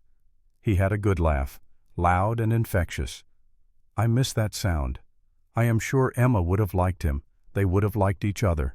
All of our ghosts would approve of us finding happiness again." Nathan raised his glass. "To ghosts who want us to live." Charlotte clinked her glass against his.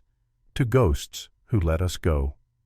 They drank, and the whiskey burned warm all the way down. The summer passed in a blur of work and contentment. The ranch prospered. Ruby's horses commanded premium prices at the territorial fair. Sarah's medicinal herbs became sought after by doctors throughout the region. Vivian's investments paid dividends. Grace's reputation as a cook led to offers to open a restaurant in Denver, which she politely declined. And Nathan and Charlotte's marriage deepened into something comfortable and enduring. They fought occasionally, usually about small things, made large by stubbornness. But they also laughed often, worked side by side in easy partnership, and found joy in the ordinary moments that made up a life. In August, Charlotte discovered she was pregnant. She told Nathan on the porch during their morning coffee ritual, her hands trembling slightly as she shared the news. "I know this is soon. I know it might seem like I am trying to replace." Nathan stopped her with a kiss. "You are not replacing anyone. You are adding to our family, and I could not be happier." Charlotte's eyes filled with tears. "I am terrified. What if something goes wrong? What if I lose this baby, like you lost Lily?" "Then we will grieve together and survive together," Nathan said firmly. "But we will not let fear steal our joy. This child deserves to be celebrated, not feared." The other women were overjoyed at the news. Grace immediately began knitting tiny clothes. Sarah consulted her medical books, determined to ensure a safe pregnancy and delivery. Vivian started planning for the financial needs of raising a child. Ruby, with characteristic directness, simply hugged Charlotte and said, "About damn time." As autumn painted the mountains in shades of gold and crimson, the ranch prepared for a new arrival. They converted one of the upstairs bedrooms into a nursery. Nathan built a cradle from cherry wood, polishing it until it gleamed. The house buzzed with excited energy, everyone contributing to the preparation. Nathan found himself thinking about Lily more during these months. The daughter he had lost would have been nearly 12 now, probably tall like her mother, with Emma's smile and his stubbornness. He would never stop missing her or Emma. But he could honor their memory by being the best father possible to this new child. In November, exactly 1 year after the first battle for Blackwood Ranch, Charlotte went into labor. It was a long and difficult birth, lasting nearly 20 hours. Nathan stayed by her side the entire time, holding her hand, whispering encouragement, trying to give her strength when her own seemed exhausted. Sarah attended the birth with calm competence, her medical training put to good use. Grace supported Charlotte's back during contractions. Ruby and Vivian waited anxiously downstairs, unable to help but unwilling to be far away. Finally, as dawn broke on a cold November morning, a baby's cry filled the house. Nathan felt tears streaming down his face as Sarah placed a tiny, red-faced, utterly perfect baby girl in Charlotte's arms. "Emma," Charlotte whispered, looking up at Nathan for confirmation. "We agreed on Emma if it was a girl." Nathan could only nod, too overwhelmed to speak. To name their daughter after his first wife felt right, felt like a bridge between past and present, between loss and hope. "Emma Lily Cross," Charlotte said, completing the name. "For the two you lost and the one we found." Nathan leaned down to kiss his wife's forehead, then gently touched his daughter's impossibly small hand. She gripped his finger with surprising strength, and he felt something in his chest expand until it hurt in the best possible way. This was why Jeremiah had left him this place. This was why 5 widows had appeared on his doorstep asking for shelter. This was why he had chosen to fight rather than run, to live rather than simply exist. For this moment, this perfect, impossible, beautiful moment of new life emerging from so much death. The other women crowded into the room, taking turns holding the baby, marveling at her tiny fingers and toes. Even Ruby, usually so tough and pragmatic, melted at the sight of the infant. "She has your eyes," Ruby told Charlotte, "and his stubborn chin." "God help us all," Vivian said with a laugh. They spent the day in celebration, Grace cooking a feast, despite her exhaustion, everyone taking turns helping with the baby or supporting Charlotte. The house rang with laughter and joy, a stark contrast to the violence it had witnessed a year before. That night, after the celebrations had wound down and the others had retired to their rooms, Nathan sat in the nursery with his daughter sleeping in his arms. Charlotte dozed in the bed nearby, exhausted but peaceful. He looked down at Emma, studying her face in the lamplight. She looked like Charlotte, with the same delicate features and dark hair. But he could see echoes of his first Emma, too, in the shape of her ears and the curve of her brow. "You are named for 2 remarkable women," Nathan whispered to his sleeping daughter. "The first Emma was your namesake, my first wife. She was kind and fierce and would have loved you beyond measure. The second Lily was your half-sister, though she died before you were born.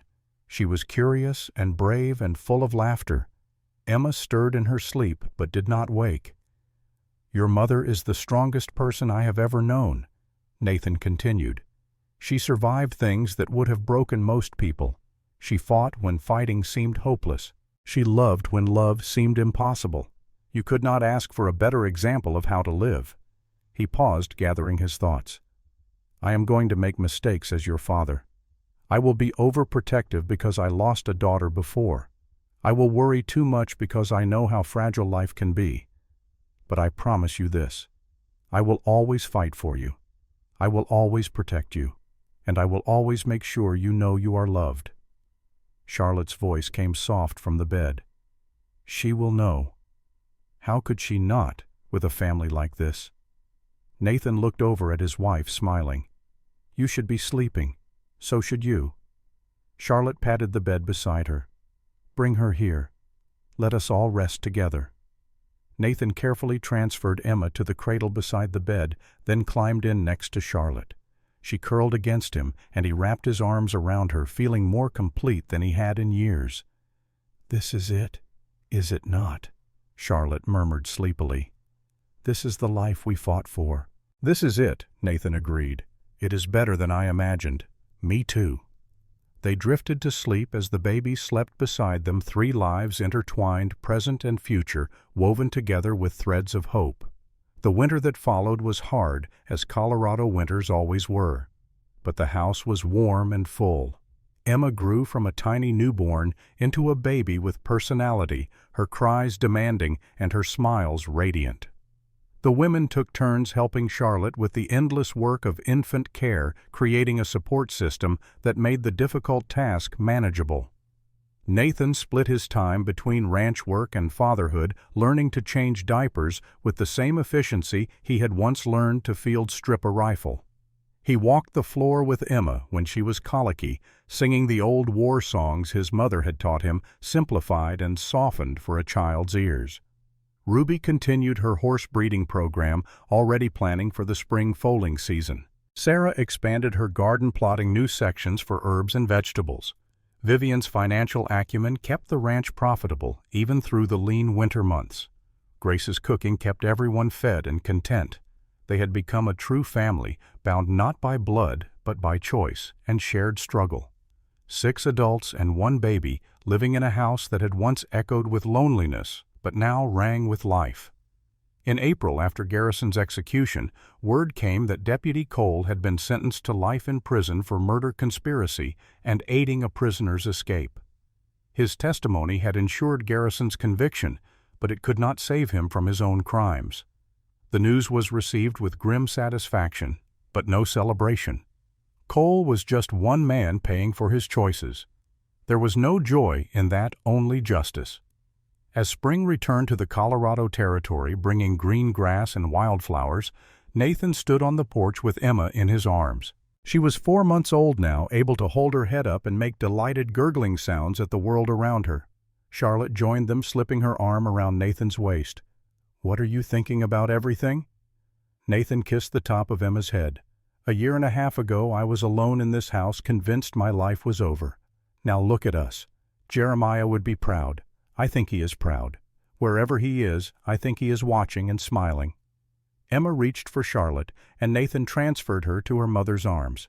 The baby immediately grabbed a handful of Charlotte's hair, tugging with uncoordinated enthusiasm. "She has your grip," Nathan observed. "Strong and stubborn. She is a cross woman. She will need to be strong." Charlotte's expression grew serious.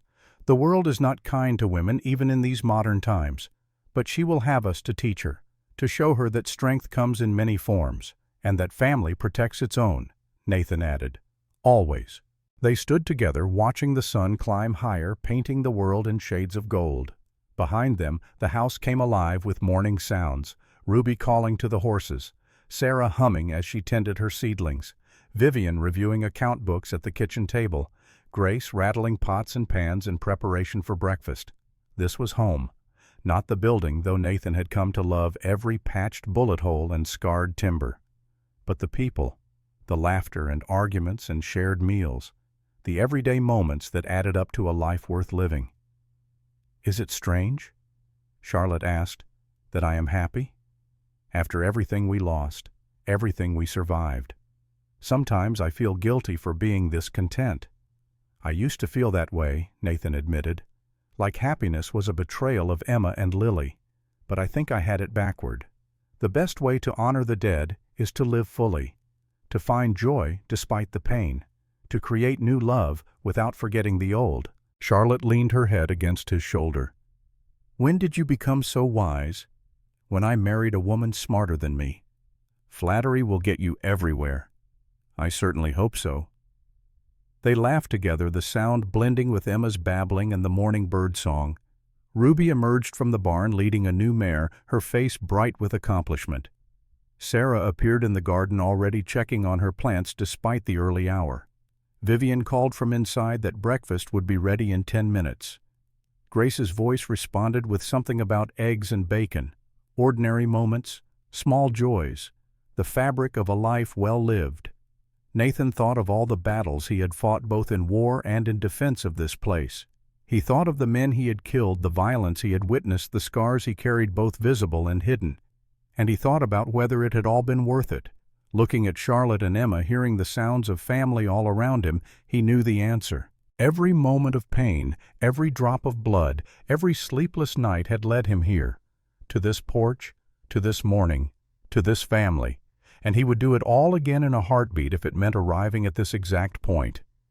"Come on," Charlotte said, shifting Emma to her other arm. "Grace is making breakfast, and if we are late, Ruby will eat all the bacon." Nathan followed his wife inside into the warmth and chaos and love that filled every corner of the house his brother had built.